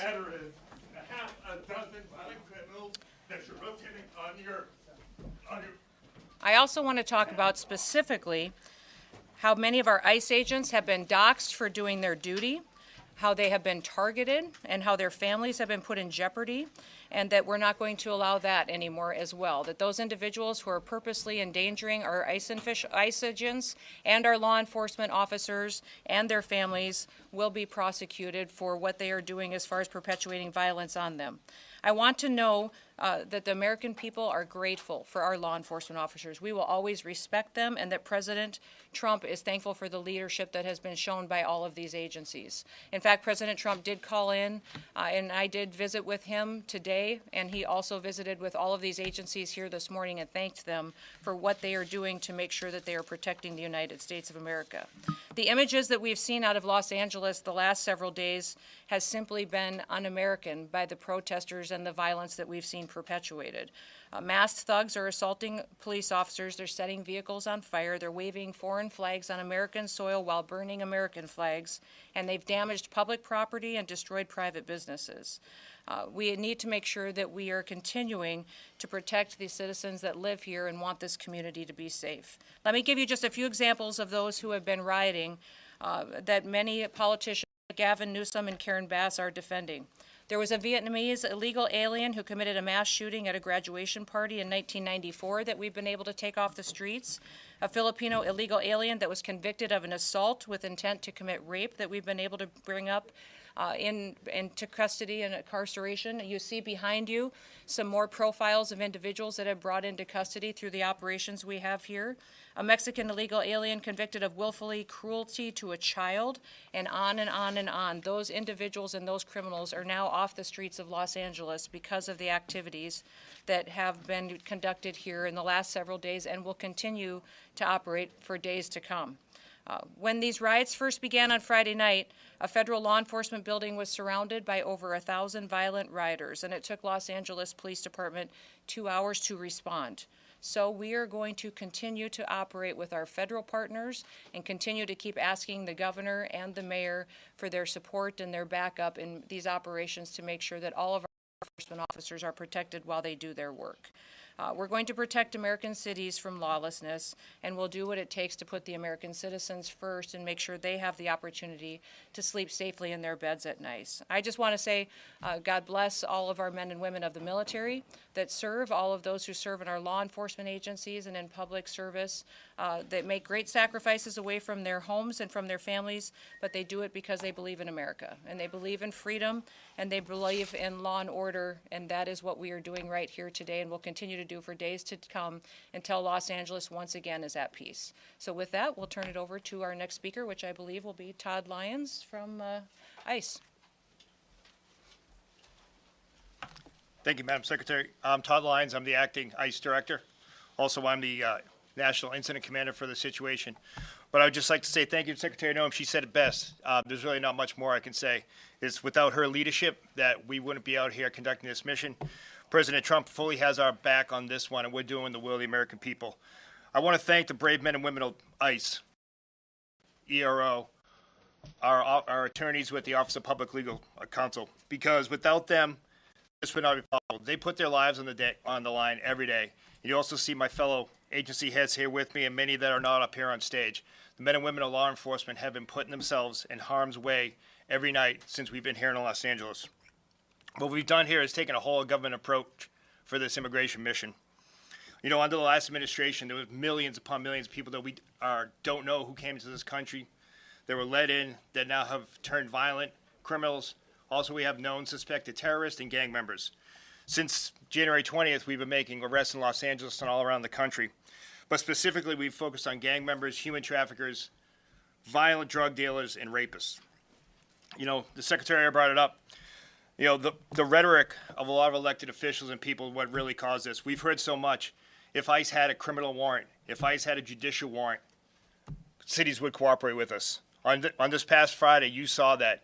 You saw the men and women of ICE and these other DOJ partners executing a criminal warrant on a criminal immigration enforcement case. Yet the city turned against us and we had violent protesters. And that just won't happen because the men and women of ICE won't be deterred by this. We're going to be out there every day conducting our law enforcement mission. No protesters are going to block our way because the brave men and women of ICE and these DOJ partners you see up here, along with our partners with the Los Angeles Police Department, are going to ensure that we handle these protesters, but we are out there safely conducting these operations, and we will get the worst off the street. And I also like to thank the Department of Defense and National Guard who has come here to assist us on that. You know, we will prosecute all these cases. Just, you know, the Secretary highlighted so many, you see them up here. But we have a wanted man from Mexico who fled and hid in Los Angeles for killing a woman. You have an MS-13 gang member who killed 2 individuals during a botched catalytic converter theft ring case. These aren't the individuals you want in Los Angeles. These aren't the individuals you want in the United States. ICE is going to keep doing their job, and we're going to do it to the best of our ability with our DOJ partners. But with the Secretary's leadership and the full support of the U.S. Attorney to prosecute these criminals, we will continue enforcing the immigration mission that President Trump and the American people expect us to do. So with that, I'm going to turn it over to the FBI. Thank you, sir. Good morning. My name is Akil Davis. I'm the Assistant Director in charge of FBI Los Angeles. As you know, the FBI has been assisting the Department of Homeland Security with immigration enforcement since February. We're just one of many field offices doing this nationwide as directed by the Attorney General, and we're accustomed to providing investigative and technical assistance to law enforcement at all levels on a regular basis. We have agents embedded with our operational teams with DHS Our help vary depending on what DHS needs, and they let us know moment by moment. We have significant tactical resources across the enterprise here throughout our county AOR to assist and support these efforts. That said, we find ourselves defending operations from violent offenders. The FBI safeguards constitutionally protected rights. We investigate civil rights violations on a daily basis, but some activity keeps taking place among righteous protesters is not civil. It's violent. We're going to investigate allegations of violence, whether it's assault on law enforcement officers or civilians, looting, arson, doxing, or damage to public property. So please, I'm asking the community, do not put your life in jeopardy by hurting someone or destroying property. You will be held accountable by the FBI, and it's not worth it. I'd like to highlight 2 cases for you to show what the FBI's line of effort is in this overall DHS-led operation. Elpidio Reyna is a fugitive. He is wanted for the alleged assault of a federal officer in the city of Paramount in California on June 7th, 2025. Reyna allegedly threw rocks at law enforcement vehicles on Alondra Boulevard in Paramount and injured a federal officer. Reyna is 40 years old, weighs around 165 pounds, and is 5'7". Reyna has a tattoo on his left arm with the word Carmen on it. We have photos of him on display. Reyna will be caught, and when he is, he will face a statutory maximum penalty of 8 years in prison. This is such a priority for the United States government that there is a reward of up to $50,000 for information leading to his arrest. Let me repeat that, $50,000 for information leading to his arrest. The second case I'd like to highlight is on a subject named Alejandro Oriana. Alejandro was providing masks and face shields to violent rioters throughout the week and was arrested by our SWAT teams this morning. With the success and appreciation and assistance from the United States Attorney's Office, that case is ongoing, but Ariana is in custody as we speak. If you have information or evidence of violent acts, please either call 1-800-CALL-FBI, visit tips.fbi.gov, or send images or video to our digital tip line at fbi.gov/LA Office Assault. Thank you, and I will now turn it over to Chief Bovino, United States Border Patrol. Thank you, Chief. Thank you, sir. Good morning. I'm Greg Bovino, Chief Patrol Agent of the El Centro Border Patrol Sector and Lead Federal Coordinator for Customs and Border Protection entities here in Los Angeles. Entities include U.S. Border Patrol, Office of Field Operations, and CBP Air and Marine. We have several hundred agents and officers here in Los Angeles right now as we speak.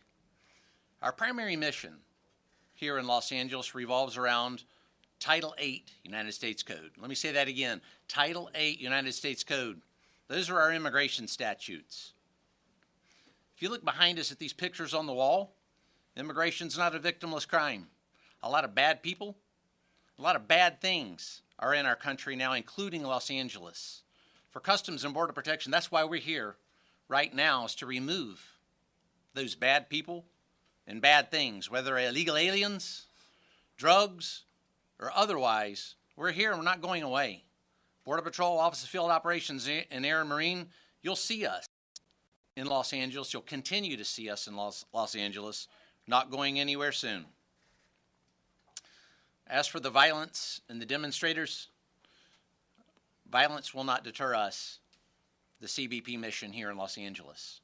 I believe we saw that last Sunday night out at Paramount.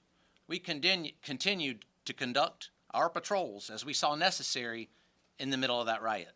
And we'll continue to do that from here on out. Our allied law enforcement agencies, many of whom you've already heard from, whether it's HSI, ERO, FBI, ATF, and all others, join with us as we conduct that Title 8 mission. Very historic. First time I've ever seen it in my almost 30-year career. It's actually breathtaking.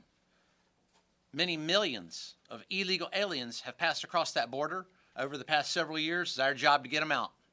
And that's what we are going to do, and that's what we're doing right now. Thank you.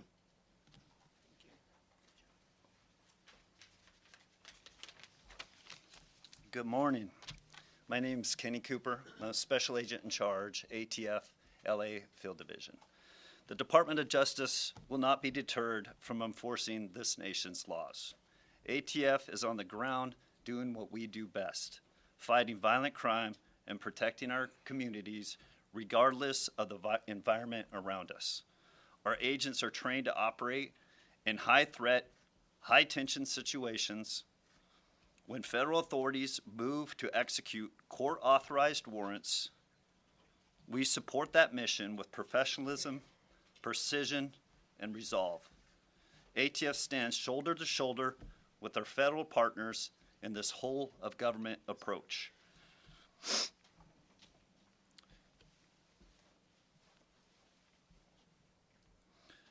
ATF stands also shoulder to shoulder, including to carry out our immigration enforcement mission.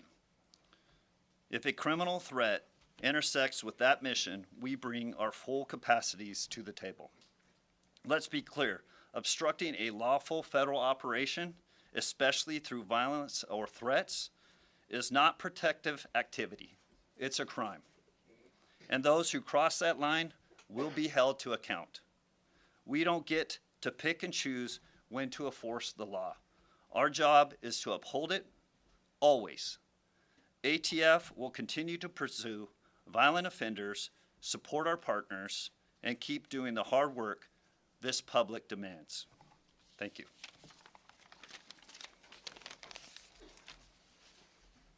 Hello, everyone. I'm Bill Saley, the United States Attorney for the Central District of California. On behalf of my office and the Department of Justice, I'm here to show our support and our collaboration with the Department of Homeland Security in their mission to protect the American people and to do immigration enforcement operations, specifically at targeted known criminals, which is the primary focus of most of our missions to date. I want to also thank the National Guard and the military. We had judicial warrants to do what we did on both Friday and Saturday. And the amount of resistance and organized agitators that showed up to try to impede us was overwhelming. And we're really grateful to the President for deploying the Guard, which allowed us to continue our mission undeterred, to enforce the law, and to keep our people and our buildings safe. And that's really important. And my office has been aggressive in bringing charges. We charged several people over the weekend who dared to assault our agents. They threw rocks, they threw stones, they were breaking up concrete. It was out of control and it was violent. And some people in the state of California have been conditioned to think that there's no consequences for criminal activity. And you know, that might be true for the state of California, but it's not true with the federal government. And we will bring charges and you will go to federal prison. This is the federal government. This is not the state government. As the President said, if you spit, we hit, and we'll hit you with a felony. And we're committed to that. We're continuing to conduct. We're looking at hundreds of suspects. We're collecting media, social media, videos. We'll be combing over that stuff for weeks and months with the FBI. And just because you think you got away with something over the weekend, think again. In a few months from now, you could get a knock at your door. So anyone who's thinking about showing up to these protests to commit violence, I really caution you to think again. It's not worth it. We charged 2 individuals yesterday with throwing Molotov cocktails at police officers. That is extremely dangerous and could lead to death.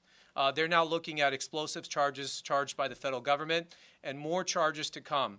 So I just want to reiterate that we will be aggressive, we will be filing, and we will be swift in our deliverance of justice. And I want to thank our partners at the FBI and the ATF and DHS and all our agencies for their hard work. It has not been easy. They've been working around the clock, but they're undeterred. And I can tell you, speaking to them, they are more committed than ever to delivering on the promise of the President to make America safe again. And we need that in California probably more than anywhere else. So with that, I thank you very much. Thank you, Bill. I appreciate that, and everyone for their comments. And with that, we're going to open it up to questions, but we're going to keep it specifically to questions that pertain to this topic and some of the operations that are ongoing here in Los Angeles and how we will sustain and build on those operations in the future. So do you want to go first? Yes. ABC News. Yes. A question for you about future planning. We know that there's more protests planned for this weekend. Yes. Is DHS actively planning on requesting more assistance from DOD, more troops given those protests that are coming? Is this the administration's new playbook? You know, what I would say is that I'm not going to telegraph exact statistics and numbers and what we are doing as far as participation with the military, but we do have several thousand engaged here in Los Angeles right now. We are assessing this weekend's threat levels, not just here, but in cities across the country, and pre-deploying assets. So we're using every tool that we have in our toolbox and pre-staging people, task forces, special swift response teams, people with specific gifts and talents that they can contribute to areas that we think they may be needed this weekend, so that we can prevent any kind of violence from being perpetuated. But it's on the table, the idea of bringing more troops. You know, I would say the into other president cities. has the right to utilize every authority that he has under the Constitution to utilize Title X and to bring in military assets and National Guard units as needed, and he'll continue to assess that and use his prerogative to decide when it's necessary. Yeah. Madam Secretary, you had previously asked the Defense Secretary to direct troops to arrest people. Is that something you'd still like to see? You know, I think what I had talked was a conversation with the Department of Defense to ask them to use the authorities that they have in conjunction with the president to make sure that there's consequences for people who perpetuate violence. So that is what the assessment is, and they're being utilized to the fullest extent to which the president wishes to at this point in time. And I'm so thankful we have a U.S. attorney and a Department of Justice that is going out there and prosecuting these crimes as well. That's something that was very different under the Biden administration, that is a game changer now. We have a president now that believes in the rule of law and that is going to make sure that when people break the law, no matter who you are, that you will be prosecuted and you will be brought to justice. Yes, sir. Madam Secretary, Yes. Salvador Duran with Innovation Network. Yep. Two questions for you. The first one is, do you have an estimated number of people that have been detained and deported?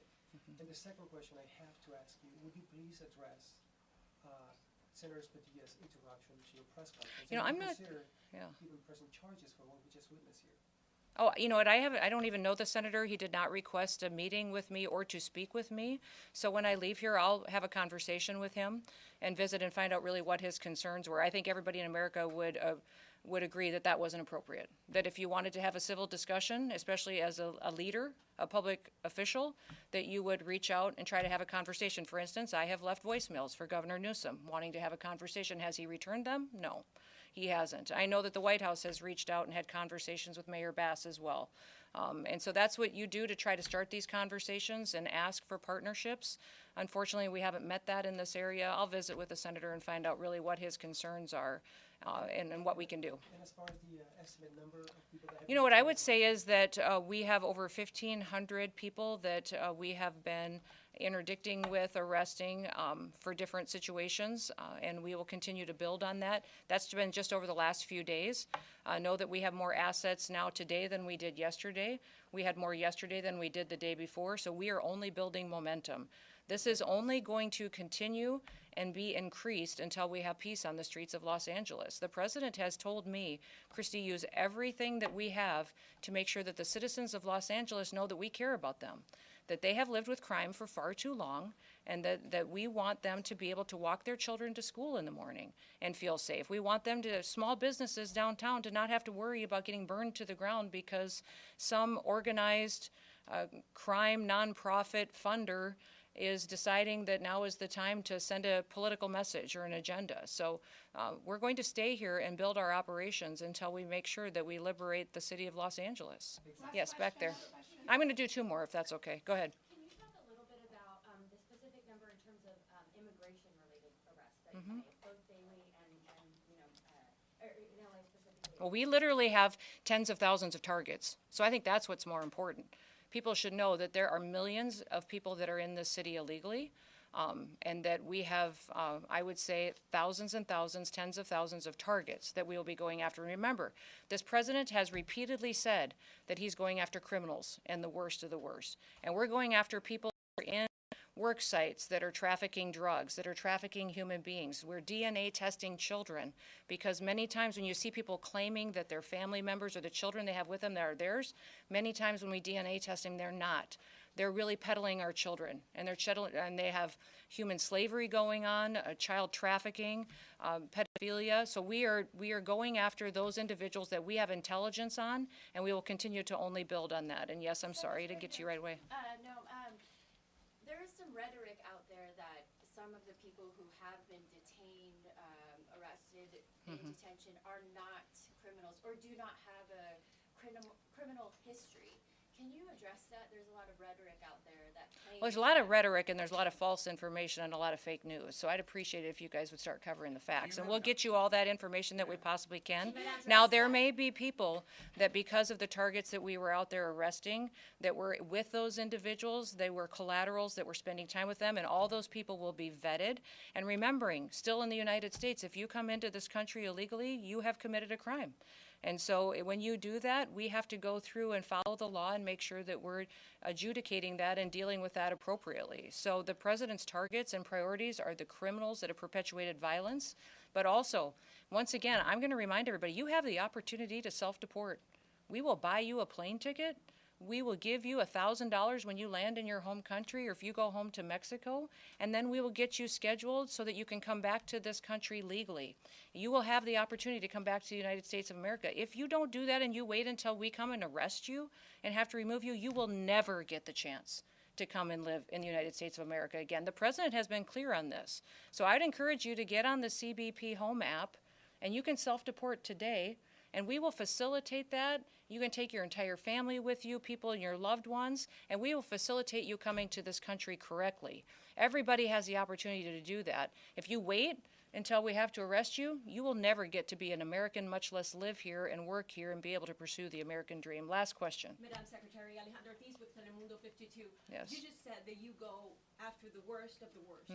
But we've seen ICE arresting immigrants in front of their court hearings when they go to their annual immigration check-ins. Even if they're going And remember, through the these legal are people. process, are we sending the message as a country that people, even with no criminal record, and that they're taking the legal correct path, are not safe from If they took detention? the legal correct path, they would have come here legally. They wouldn't have come into our country illegally. Second of all, Some of them they are have not final criminals. They have removal come orders. here and They have maybe final. overstayed their visa. They have final And that's a removal criminal- orders, and we're that's following. That's a civil offense, but not a criminal record. It is actually under the acts that the president has invoked it through his executive orders. It actually is a criminal offense. And so one of the things that we need to remember is that when you're going out there and talking about what is happening with individuals who are in this country illegally, is that they have the opportunity every single day to return back home. And we will work with them and facilitate that and work with their families. But if they choose to wait back and to not make that decision today, then they are subject to this type of operation that will target those that have criminal activity and backgrounds and perpetuators of violence first. Those are our targets. But we are going to make sure that we're bringing peace back to the city of Los Angeles. She told me she has hundreds of cases of people coming in asking for asylum. They go to their immigration check-in. So my only question to you, I'd say a question back to you is, which laws in the United States should be enforced and which ones shouldn't? I mean, my job, here's the deal, guys. My job is not to pick and choose which laws we enforce and which ones we don't. We have laws in this country, and they matter. If you want the law changed, go to Congress. When's the last time you went to Capitol Hill and told your senator or representative to change it? That's what they need to do. This is the perfect time for Congress to make a decision on how they want people in this country to be able to have an opportunity to come here legally and to fix this. We, as law enforcement officers and as a national security department and agency, my job is to uphold the law, and that's what I will continue to do. Yes, sir, I'm going to finish with you. And I kind of like the Bass Pro hat, too, so I'm going to go here, and then I'm going to go to you. So go ahead. Yes. Is this unique to Los Angeles? Nope, these operations, I will say these operations have been much more difficult because of Los Angeles and California's sanctuary policies. SB 54 has been difficult for us, and we don't have the backup of your local law enforcement. That's put our officers in danger. In fact, even this morning, we had Highway Patrol that we were working with. I was talking to officers. They were so happy that we were here, and they were grateful that we were here interdicting with these criminals. And then the governor found out that I was here, and he pulled them off of me and told him to go back home and to not cooperate with us anymore. So if you don't think your governor's being political, he gets up every single day and the first hat he puts on is the political one, and then he makes a decision that's best for him and his family, and then he makes a decision that's best for what his future is, and then maybe 10 or 15 steps down the line, he'll decide what's best for his people. That's what your governor does. Next, I'm going to come to you. Thank you, Mr. Secretary. Can you talk about the potential change in policy with President Trump talking about maybe suggesting exemption for longstanding farm workers and hotel workers? Yeah, I think the president recognizes that we have some Department of Labor regulations and laws that we can utilize in certain situations, and he and I have discussed this at length and with other cabinet officials, and it's the president and I will continue to look at that and evaluate what we can do as far as individuals and facilitating a workforce in this country that we know are people who want to be here legally, what the consequences are for them breaking the law, because everybody, when they break the law, there has to be consequences. But what we can do to facilitate making sure that those who really do love the United States of America have the opportunity at some point to live here and to be a part of our future and to be a part of this country and our economy and the dream of raising their children here. All right. Thank you, everybody. Appreciate it. I've been traveling around Los Angeles all morning. You know, I saw a lot of graffiti, a lot of destruction. I saw quite a bit of, you know, where we saw some of the activity. We were staying close to downtown where we were last night. It was very interesting to me. I would have preferred to have gotten into some areas that I know I was respecting the curfew because I landed after midnight and then we left the hotel this morning before 5 a.m., around 5 a.m. So, but some of those areas that we were able to see, it makes me sad. This is a phenomenal state, and this is such a beautiful city. And people dream. But you only saw downtown since you've been. No, I've been driving. I mean, we've been in the car most of the morning doing different operations and out with our agents. But I mean, don't you want your downtown to be beautiful? No, I just wanted to know. I would say, to know your impression of yeah. what you've seen, if it was only downtown. Yeah. Or you've seen other parts of. No, I mean, I've been here many times before. But as far as this trip, we've been out on operations with law enforcement officers, and so we've covered quite a bit of territory, and I'll still be here doing different things in different areas. But I would say that everybody should want their downtown, and if you're a business owner in a downtown, if you're a family that lives there, you want it to be safe, and you want it to be beautiful, and somewhere people want to come. Thank you, everybody. Thank you, everybody. Appreciate it. Thank you. We will take any follow-ups later.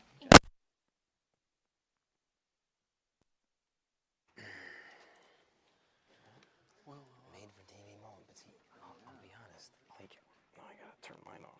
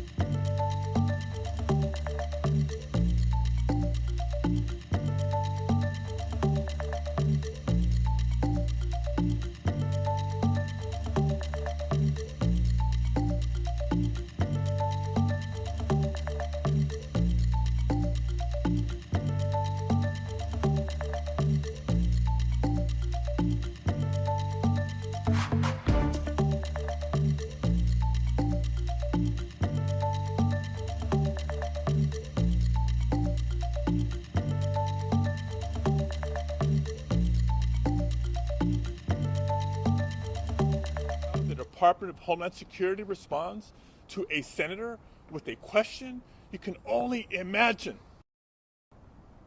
what they're doing to farm workers, to cooks, to day laborers out in the Los Angeles community and throughout California and throughout the country.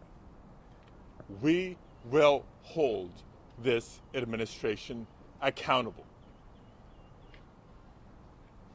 And we'll have more to say.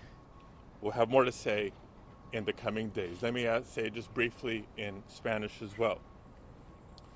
Soy el senador Alex Padilla y estuve aquí porque tuve una junta para recibir más información de los representantes de la administración, especialmente porque desde el principio del término de Donald Trump y especialmente esta última semana por lo que ha ocurrido aquí en la región de Los Ángeles, hemos pedido más información para entender las pólizas, las estrategias de la administración. Y las respuestas han sido mínimas. Tuve una junta aquí para recibir más información cuando me di cuenta que la secretaria Noem tenía una rueda de prensa en el mismo edificio, en el mismo piso. Calmamente fui a escuchar para ver si podría aprender algo nuevo sobre los esfuerzos y las acciones del departamento. A un punto de la rueda de prensa, traté de hacer una pregunta. Muy calmado, todo tranquilo, tuve una pregunta y casi inmediatamente los agentes me sacaron, me forzaron de la sala. Primero me hicieron hincar, después completamente al piso me pusieron esposas. No me arrestaron, no me detenieron.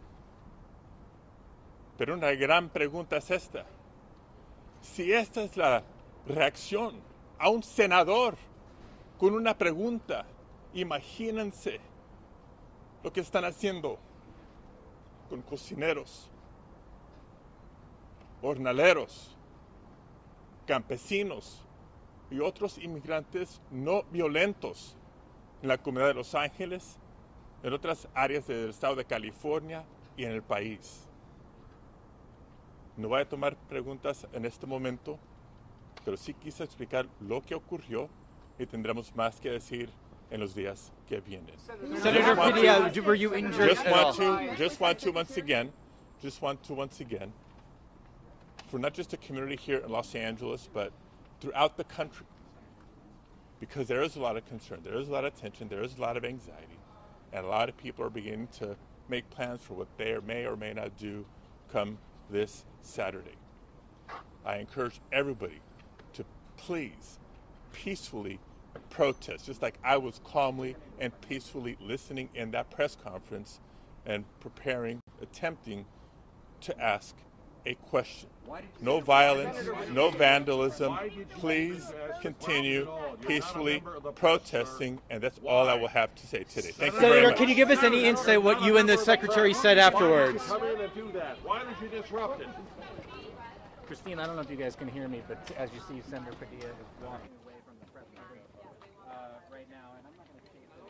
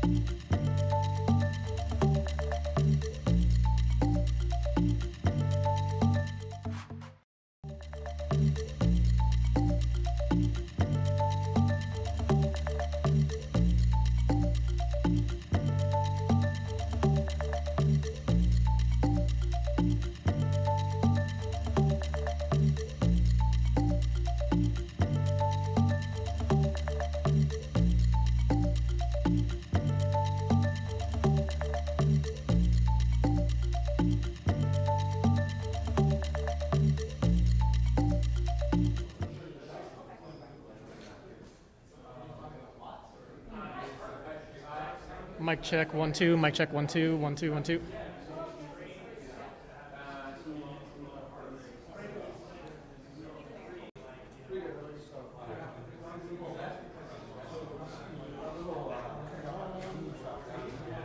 Probably take a second. All right, mic check, 1 2. Mic check, 1 2. 1 2 3 4. 1 2 3 4. Microphone check. Check.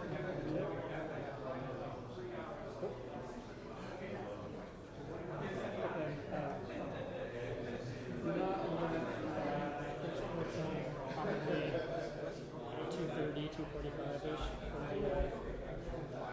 Okay.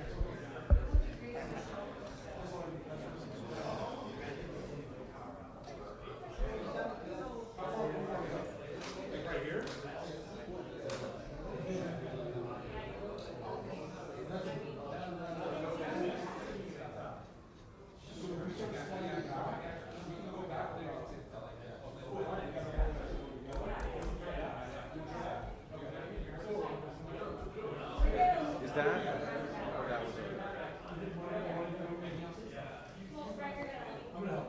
Hi everybody, thank you for your flexibility. I'm sorry if this is inconvenient for you. We're going to move press back to accommodate the number of people who are going to stand with the mayor. So I'm going to ask if you have a camera to move your camera back about 2 feet.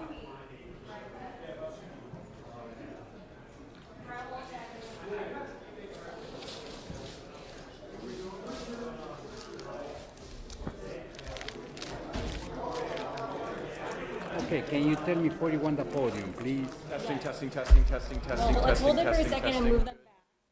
And then I'm going to Yes, use 1 2 Brent's 3 4. camera to figure out what will work.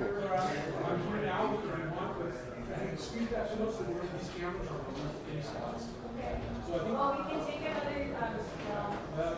we can move it here.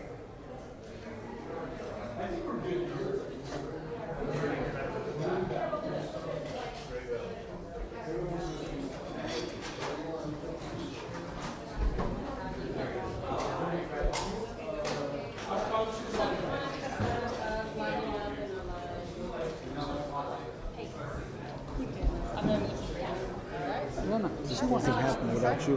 Hey, what happened? It doesn't happen without you. How are you? Good, good. Ah. Voy a empezar a grabar. La mano en las pechugas. ¿Ok?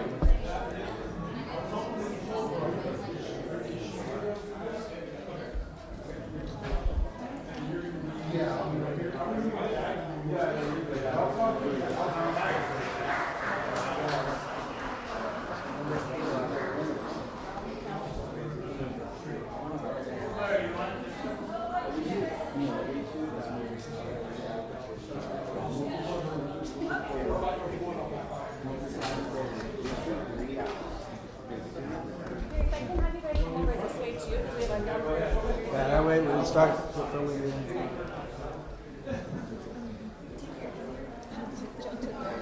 I wanted to make sure. He works for the city. He works for the city, right, sir?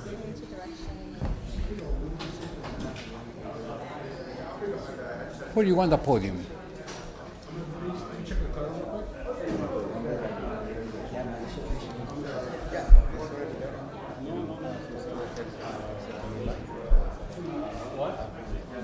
Mic check, 5 4 3 2 1. Mic check, 5 4 3 2 1. Mic check, mic check, mic check.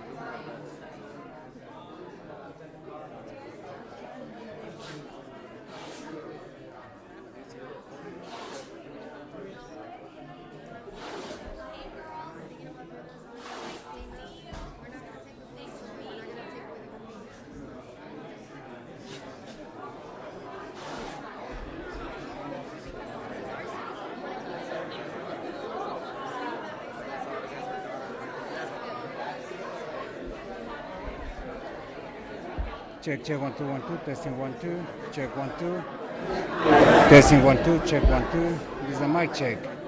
1 2 1 2. Thank you, thank you.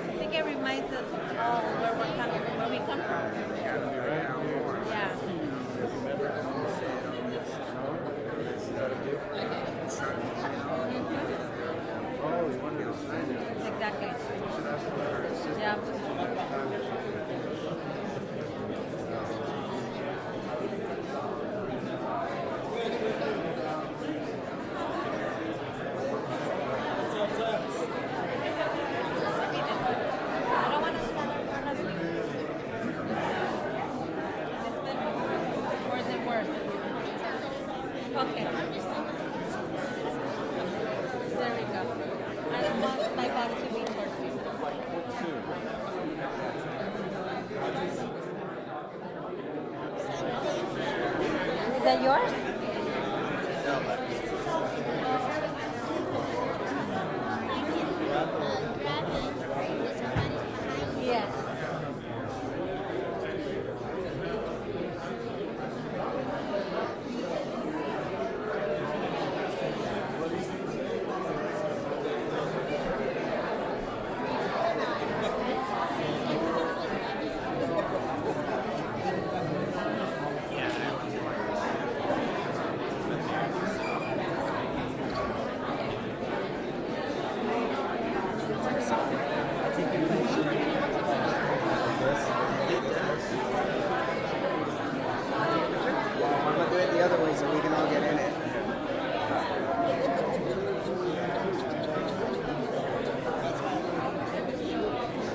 good idea.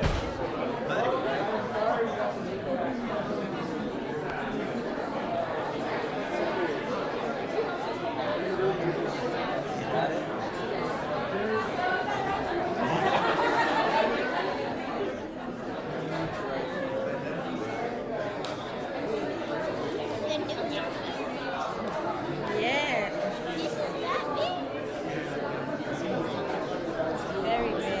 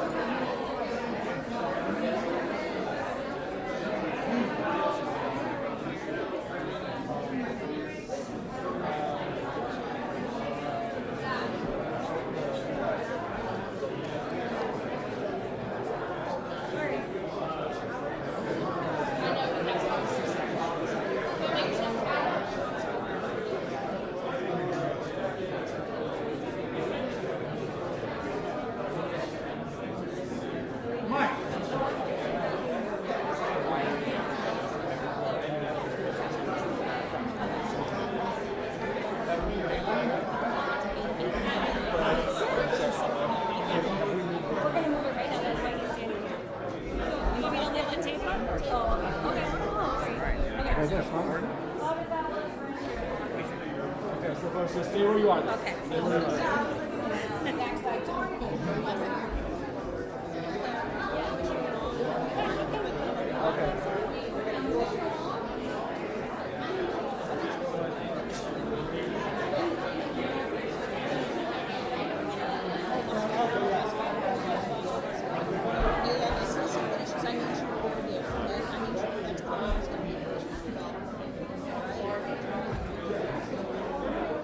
All right, Commissioner.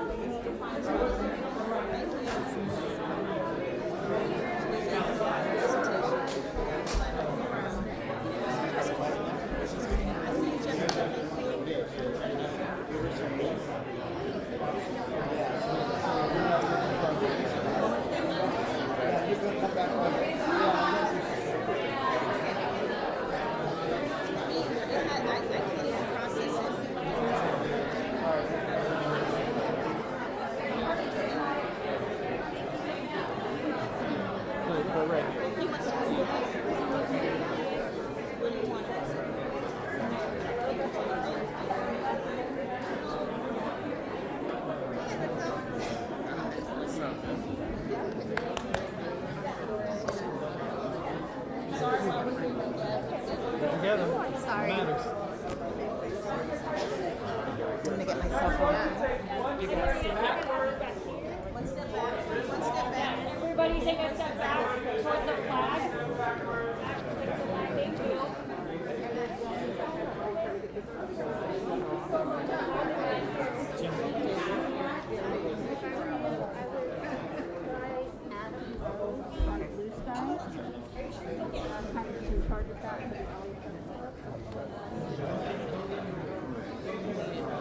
Excuse me.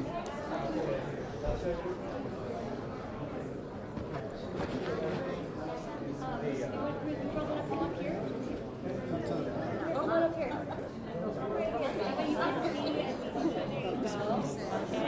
We're here.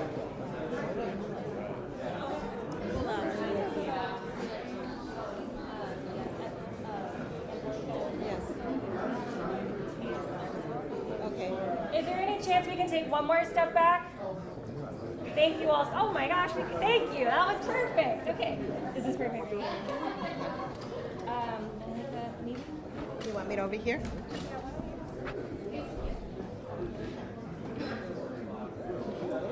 Thank you, Channel 35.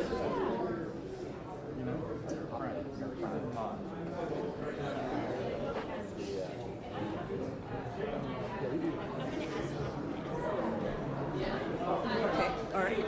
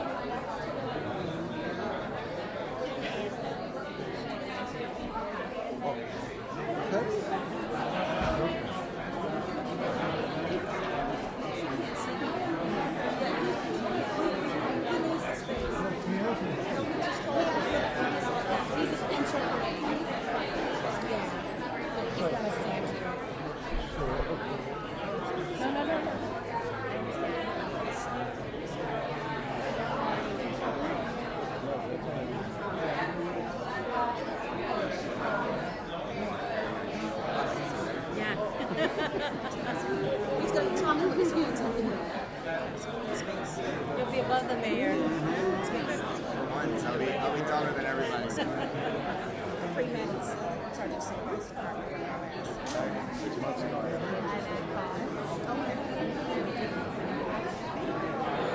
Appreciate it. It's so very good.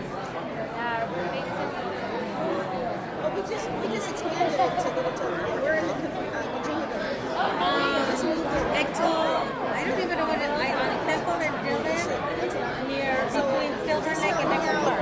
Oh, okay. My name is Executive Director. No, I went to Virgil. I was supposed to go to Belmont High, but they that was the busing year. So I went to Brand High School in Van Nuys. Oh, okay. That's cute. And now I'm in Sereno. I've been there for 30 years. Yeah, you all should get together. President of the Human Relations Commission. If there's anything that all the land with the QCQ hosting a special Monday, right? So if there's anything... 1 minute. A minute?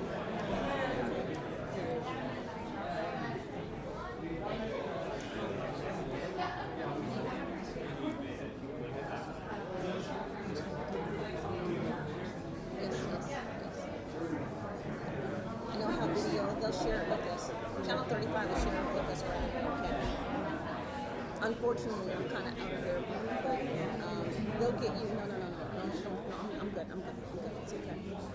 I just want to be supportive. We're good.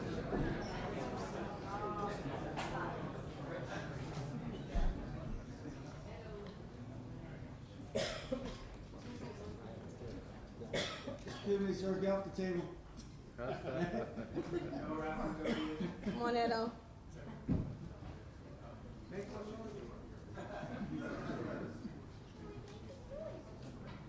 Me over, I know. Yes.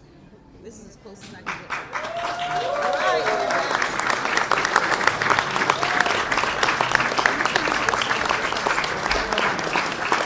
All right.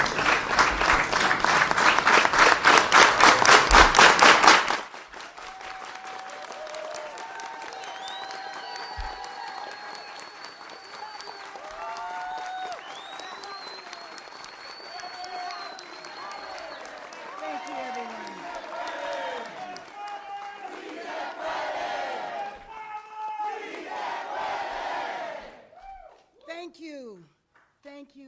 you everyone for being here.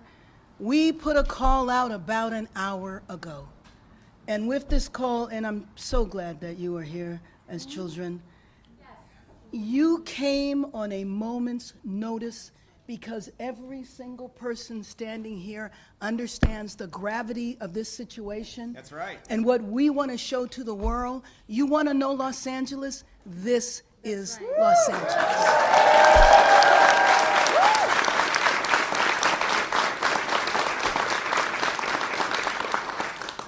Last Thursday, Los Angeles was peaceful.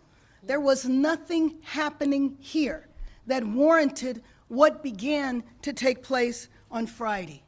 So today, I wanted to present a visual, one that Angelinos know, but I just want to make sure that the state, the country, and the world knows that this is Los Angeles. We are a city of labor, we are a city of businesses, we are a city of faith, we are a city of believers, and we are a city of dreamers.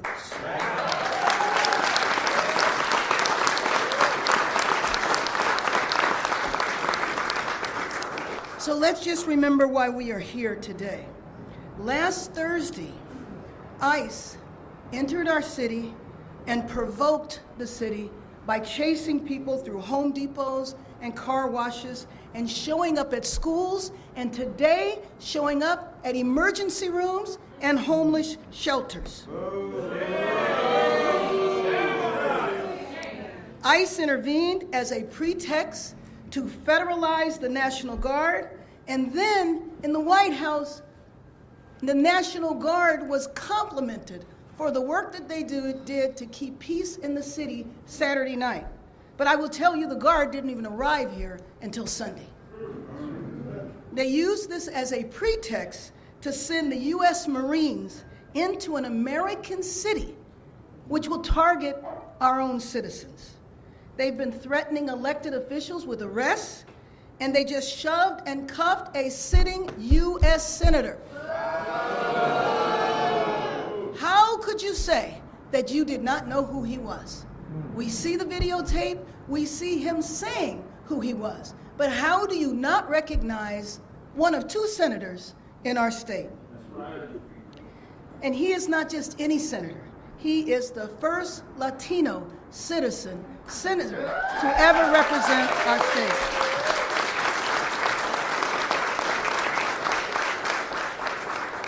The images we have seen of our city over the past week, the rage, the vandalism, the looting, none of that is LA. Los Angeles is who you see behind me, representatives of the faith community, the business community, community organizations. Yesterday, I stood at this podium with over 30 mayors from Los Angeles County who are all concerned about what is going on. Los Angeles is a Jewish community, a Muslim community, a Christian community, and many other faiths. Los Angeles is Chinatown, Little Tokyo, Filipino Town, Koreatown, Thai Town, the South LA African American community, the Chamber of Congress, the Central City Association.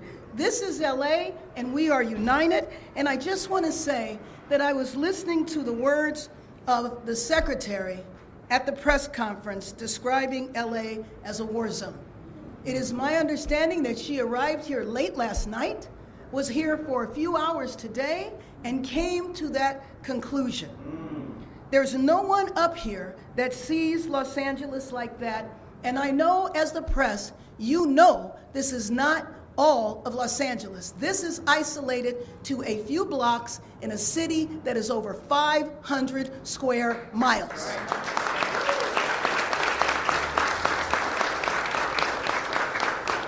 And out of those 500 square miles, the protests, and especially the protests that devolved into vandalism, represents about half a square mile. So the notion that this is happening all over our city, the notion that this city is not governable, the notion that we need the military to intervene, we have the capacity to address these problems, and I know there's not a person up here that supports vandalism, that supports violence, and that understands if you support the immigrant community, you know how to do it in a peaceful manner.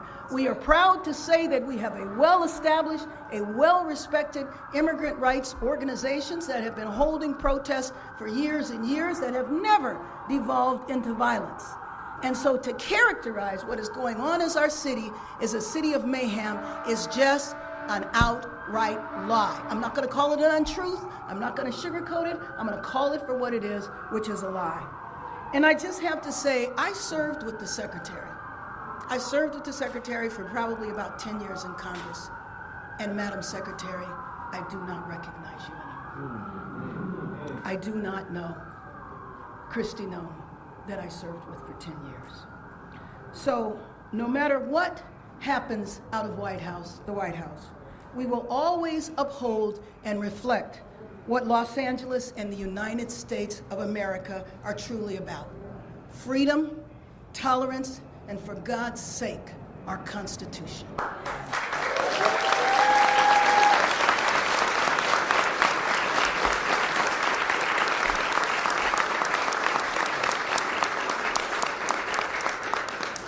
With that, I would like to introduce Angelica Salas, the Executive Director of CHIRLA, one of the most respected and established immigrant rights organization that has been in our city for over 4 decades and is known throughout the nation. And I want to ask you, Angelica, to talk about what the letter that you received this morning.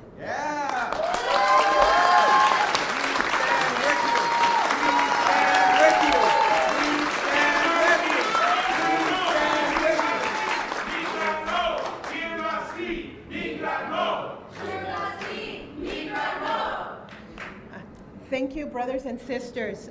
See, the Los Angeles that I love is made up of beautiful people who are behind me and who are all over this city. This is a city that cares for one another. This is a city of caretakers. The people that I'm standing next to are people who work with our students and our children. They're people who work in our faith institutions, caring for entire congregations. They're the people who are fighting for worker rights. They're our union brothers and sisters. These are the people who are running to the detention centers in order to offer legal services to those who are currently detained. They're the same people talking to the families that are calling us on our hotline. This is the Los Angeles that I love deeply. This is also the Los Angeles that the immigrant community has helped build from its very, very first days as a city. And what I want you to know is the city that I love loves our people back. What I have seen come to our city is cruelty, is chaos, is violations of human, civil, and constitutional rights. What has been brought to our city has been racial profiling in a way that I have never experienced it in my career. What I see now, and based on all our reports, is over 45 enforcement actions, not just in the city of Los Angeles, but our entire region, all of Southern California. I have never seen this. It's unprecedented, and that is an understatement. The pain that we are witnessing when we talk to the family members is unbearable, of children being left behind. And I want this president to know that this city is tough, it is organized, it is disciplined, and will not tolerate what is happening at this moment.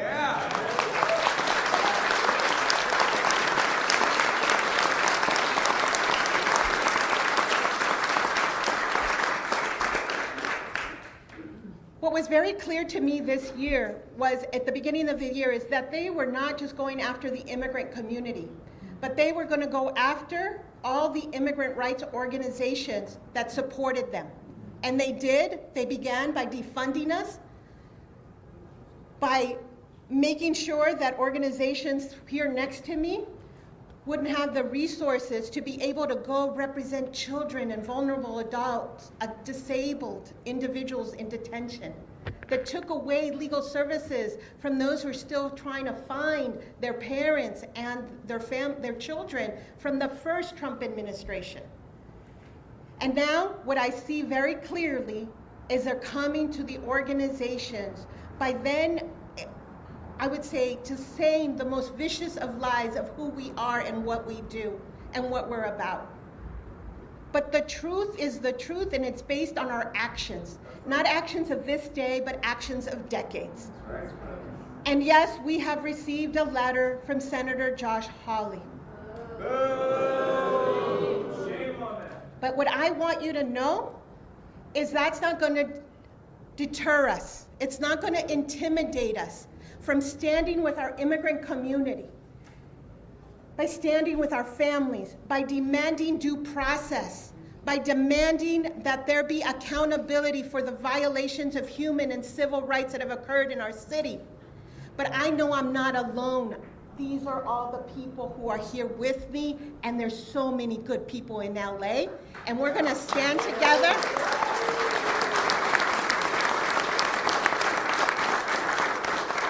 We're going to show this country that we do believe in liberty and justice for all, and that our Constitution and our Bill of Rights are our guiding principles, and that is what has brought so many immigrants to this country, because they believe deeply in these values, and we're going to fight to make sure that those values are upheld. Thank you very much.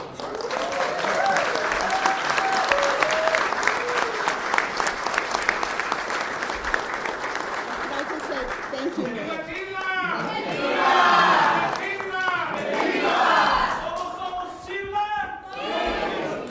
Let me just say that one thing I think that is not thought about, we certainly understand it in our city.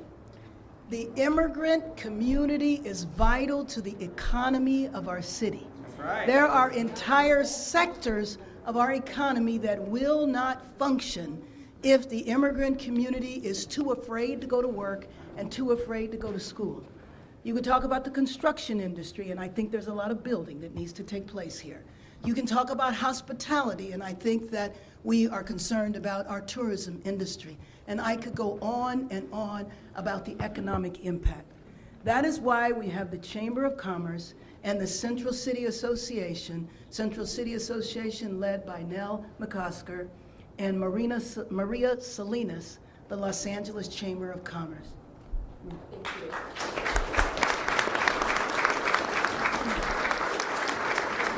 Thank you, Mayor, for your work. Angelica, thank you for your work and what you are doing in the front lines.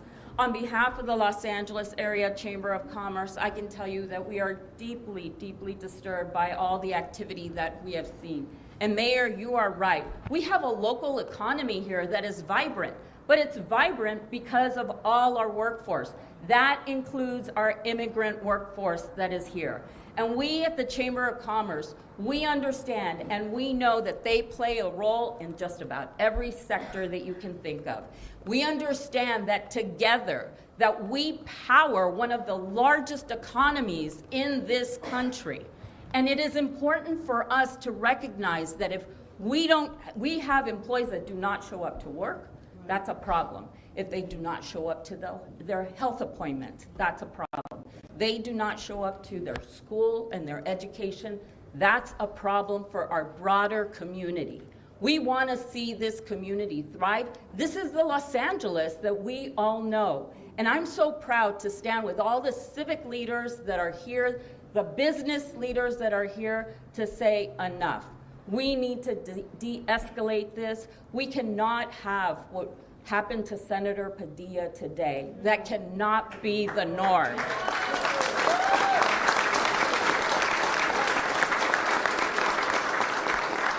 And Los Angeles will rise above this because we've done it before. And we're going to do it again. And we're going to do it with everyone in our community, including our immigrant population. I was with our chamber board this morning, affirming the work that we are doing to ensure that this community feels safe, feels supported, and that we are all working together just like we're here with the mayor and with this entire group here today. Thank you, Mayor, for having us and for lifting up how important it is to sustain an economy that works for all. Thank you.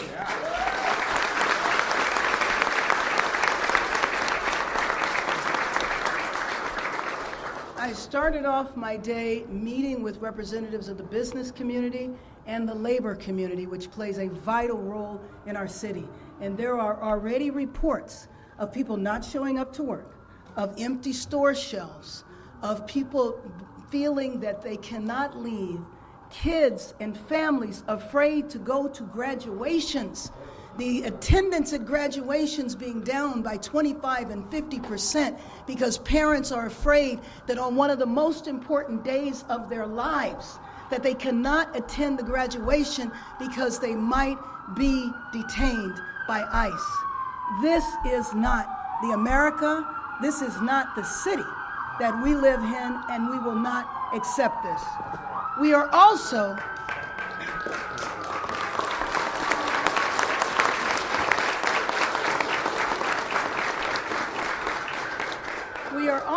a city of faith, a city of many faiths, many cultures. There's not too many countries on earth that are not represented in Los Angeles. I'd like to bring up Father Brendan Bose from the Dolores Mission Church.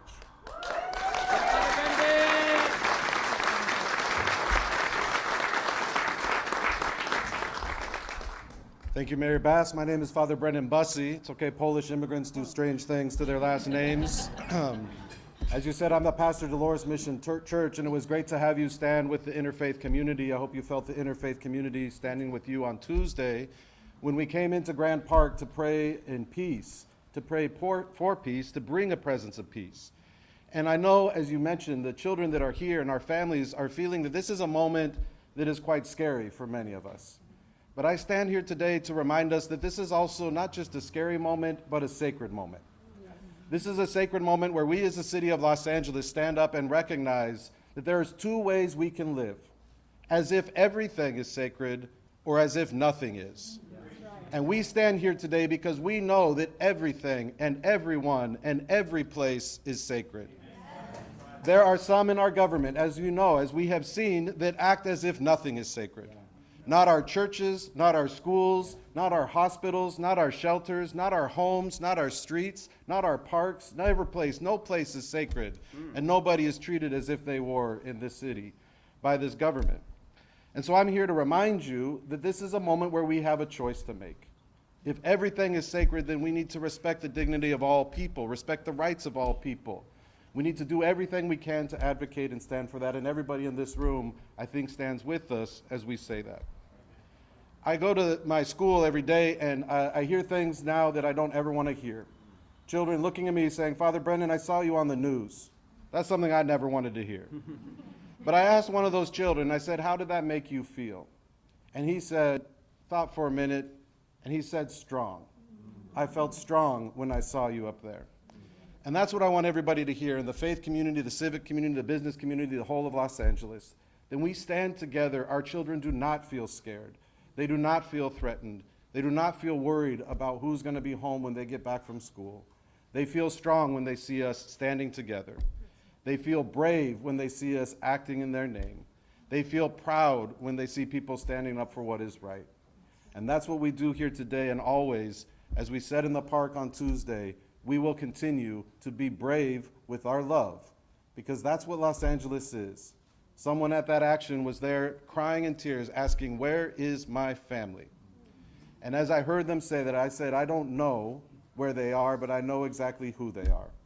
They are our brothers and sisters, and we need to start acting as if that were true. We will be brave with our love. We will be brave with our love. We will be brave with our love.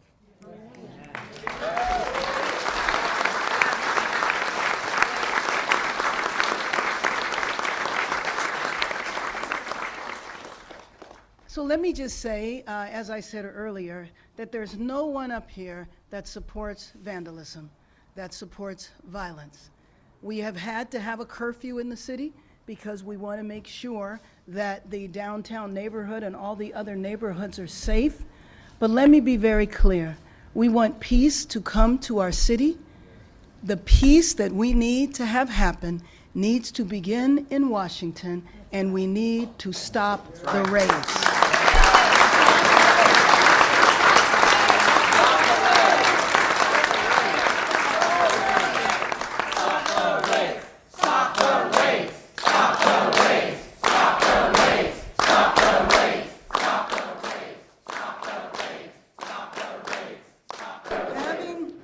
Having the military, soldiers who are trained to fight wars on foreign soil here in our city is not going to bring peace, because first and foremost, they are not needed. Second of all, federalizing the National Guard will not bring peace to our city. That is not, all that is going to do is provoke people and create and add to the sense of fear in this city. We know how to bring about peace, and peace begins with ICE leaving Los Angeles. Thank you.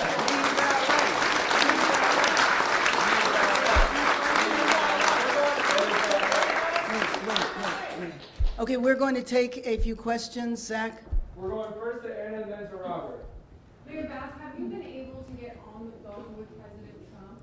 No, I have made a formal request. I have talked to members that are close to the administration. We will see if my formal request is granted. Is he denying your request? There has just not been a response just yet. We're going to Robert and then Josh. Hi, Mayor. Hi.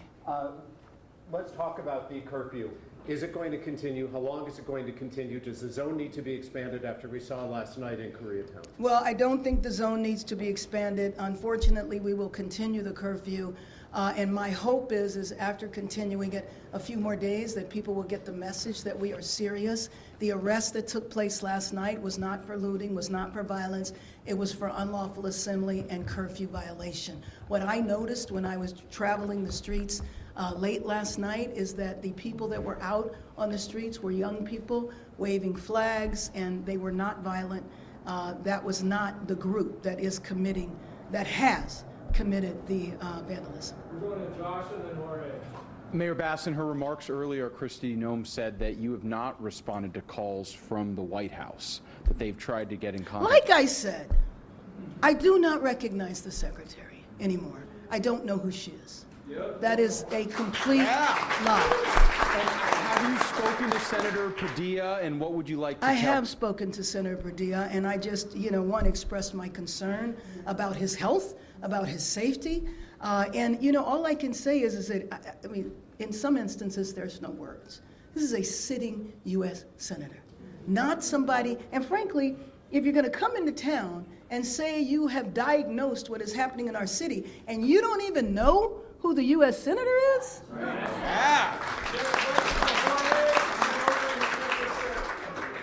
Mayor Bass, what is happening in the country, everybody is outrageous, by the majority of the Americans.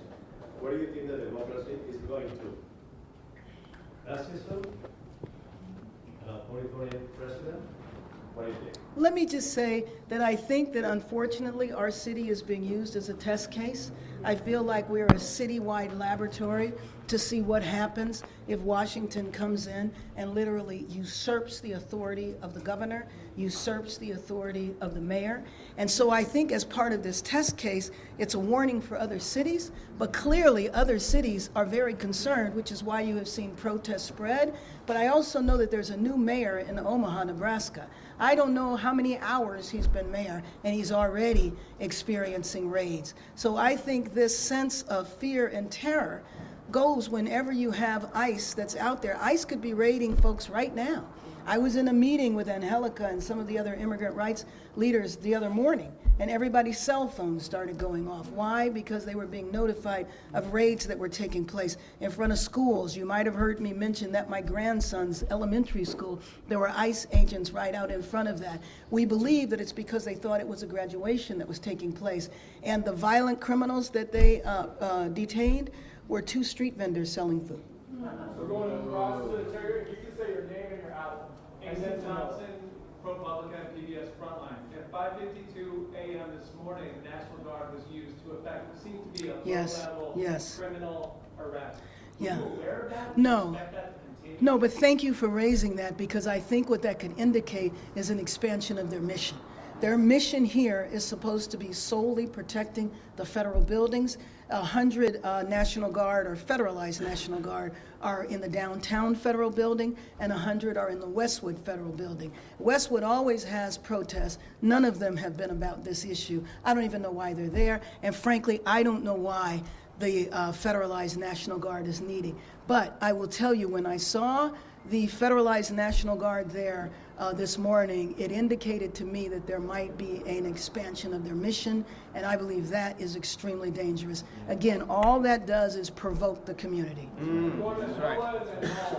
Mayor Bass, Joe Goldberg with LA Times. Do you see this past week as a turning point in the Trump administration? How does it compare to the last time he was president for you?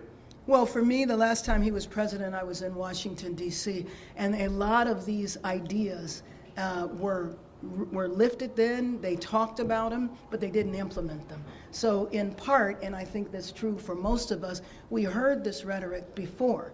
Now we're watching it play out, and it's extremely terrifying. Molly and then across. Mayor, two things. First, you mentioned. Oh, I'm sorry. I'm Molly with the Washington Post. Two questions. One, do we know whether Marines have actually entered the city of Los Angeles or been actually deployed out in Los Angeles? And then second, we've got this court ruling we're expecting to come down in San Francisco today. What's the significance of that for Los Angeles and for the National Guard? Well, hopefully the significance of that is the federalized National Guard will leave. Again, we have a very good relationship with our governor. If the National Guard was needed, I could have picked up the phone, called the police chief, called the sheriff, and said, please make the request, and it would not have been denied. Once again, there was no reason for that. You asked, what was the other question? About whether the Marines have actually. Oh, so my understanding, and you might know different, they're in Seal Beach. And by the way, the Marines, who cannot arrest people, who do not do civil, in the streets, crowd control, are now being trained for that. And I think we've probably all seen the pictures of the Marines being trained. And by the way, we really need to understand, it's so important to understand our history. It's not normal for the military to be deployed on the streets of cities in the United States. The military is for foreign wars, not civil unrest that's not even happening.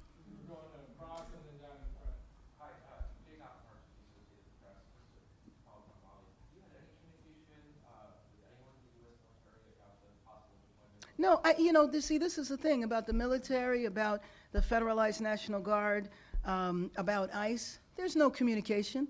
None of us here know how long the raids are going to go on. We all function off of rumors, and I think the latest rumor is that it's going to go on for 30 days. The rumor is the military might be here for 60 days. The bottom line is they're not needed for 30, for 20, or for 60 days.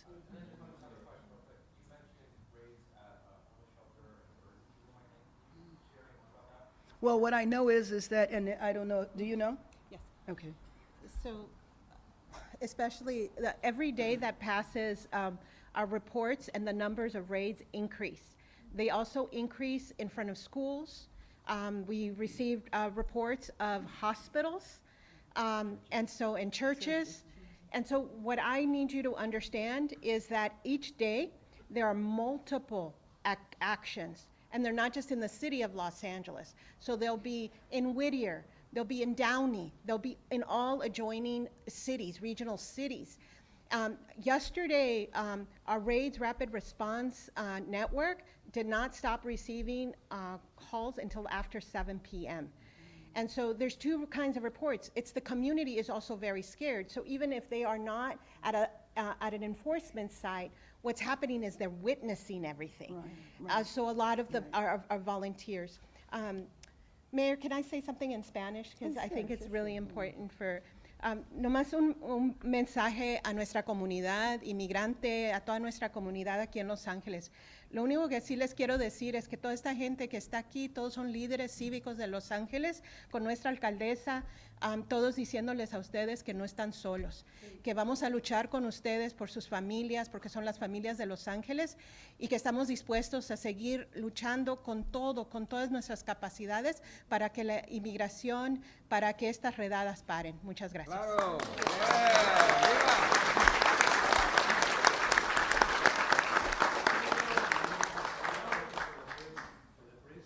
Oh, sure, sure.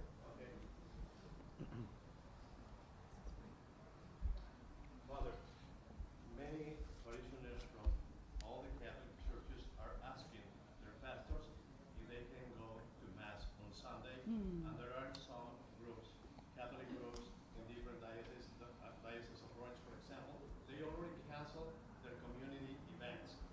What is the message for the Catholics to take action or to stay in silence? Yeah, thank you. It's a good question because there is a lot of fear. A lot of people aren't showing up for work. They're not showing up for school. They're not showing up at church. And what I would say is I don't know of any specific decision, at least in the Diocese of Los Angeles, to advise around that. But one thing, I've responded to many of these raid incidences in East LA. And one thing that sometimes I get the response is, well, did it happen at the parish? And what they mean is the church building. And I just like to remind everybody that a parish community is actually the whole neighborhood. And so I would call on religious leaders and parish communities to surround their churches and to surround their communities with the same kind of support. So when we, in any place, you can ask for extra presence that might help people feel safe, or you might make a decision to cancel the events that you have if it seems like people aren't safe or there's an active threat to them. So that's what I would say. I think it's a call on all of us to make sure that those places are safe, whether we are members of that congregation or not, that the congregation is really mixed in like all of our brothers and sisters within the whole community. And my question is because they already went Right. to churches in In the city of Downey. Downey. Right. They That's right. arrested an old man Right. who was seated on the parking lot. That's right. If they already touch one single church, Right. even if it's not Catholic, nobody's safe. That's right, yeah. I mean, what our community has said again and again is that they just feel hunted and they feel kidnapped. They feel sequestered, right? And they're hunting people, and that might end up in a church parking lot. They might end up in another parking lot. But we also know that organizations are receiving specific letters that seem to threaten them. At our church, we haven't received one of those letters yet, but you know, you never know what's going to happen. I think that that's what we need to be prepared for. Yeah. We're going to go down in front and then end with Dave's Let me just say before we do that, you know, a couple of the other impacts. Thank you for mentioning the church, because that was a grandfather that was dropping off his granddaughter. But some of the other impacts, when people are detained, and Angelica, you will correct me if I'm wrong, you've been doing this for years and years. In the past, people have had access to legal counsel. People have had access to the families. So when the priest says that people feel kidnapped, you do feel kidnapped if you don't know where your relative is. If you showed up to work because a raid was happening and you watched your mother, your father, your sister, or your brother being carted off and you don't know where they went, that creates a sense of panic. So one of the consequences of this is people being afraid to leave their homes, and then they don't want to go to the grocery store to get food. So we were talking this morning about, in solidarity, finding out who those people are and delivering food to them. That is a shame that we are even having this conversation. Go ahead, Zach.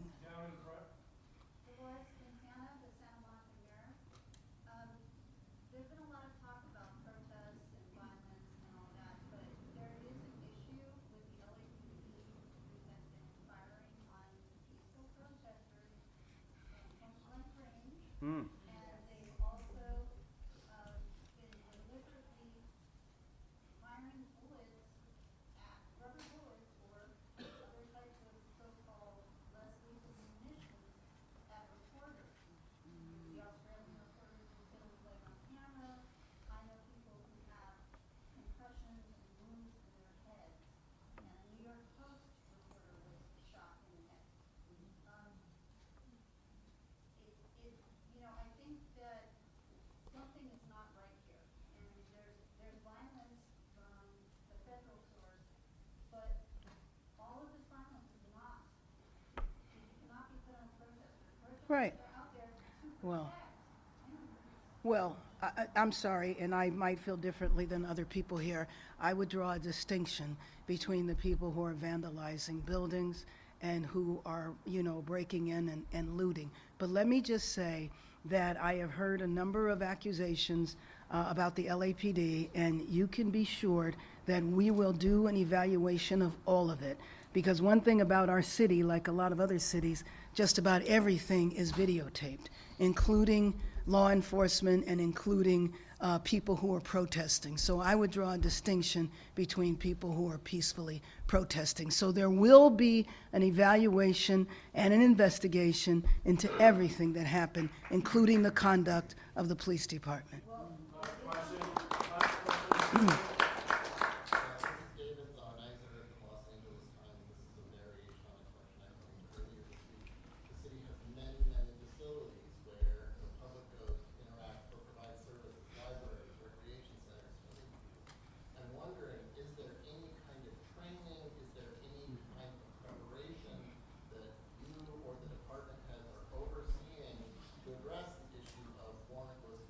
Right.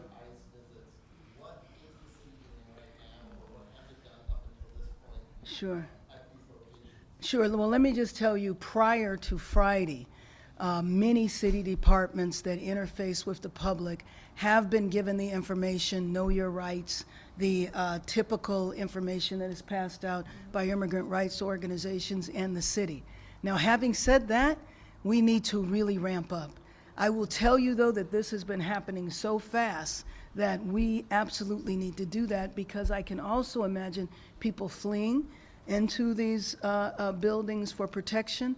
But I also don't want to misrepresent the power of the city as well. It's important that people understand that the federal government is more powerful than the city or the state. And a lot of questions have come up about why can't you just stop this? Trust me, if I could, I would. But we have to be careful, because we also don't want to invite the federal government in to press charges against a lot of people unnecessarily. So let me just say thank you all for showing up, and I just can't thank all of you enough, because you are showing who our city is. You are showing that our city is going to be united, and you are showing that we are not going to allow this administration or any other administration to divide us and to have us in conflict with each other, because we are LA. Thank you. Yeah. Families are sacred. Families are sacred. Families are sacred. Families are sacred.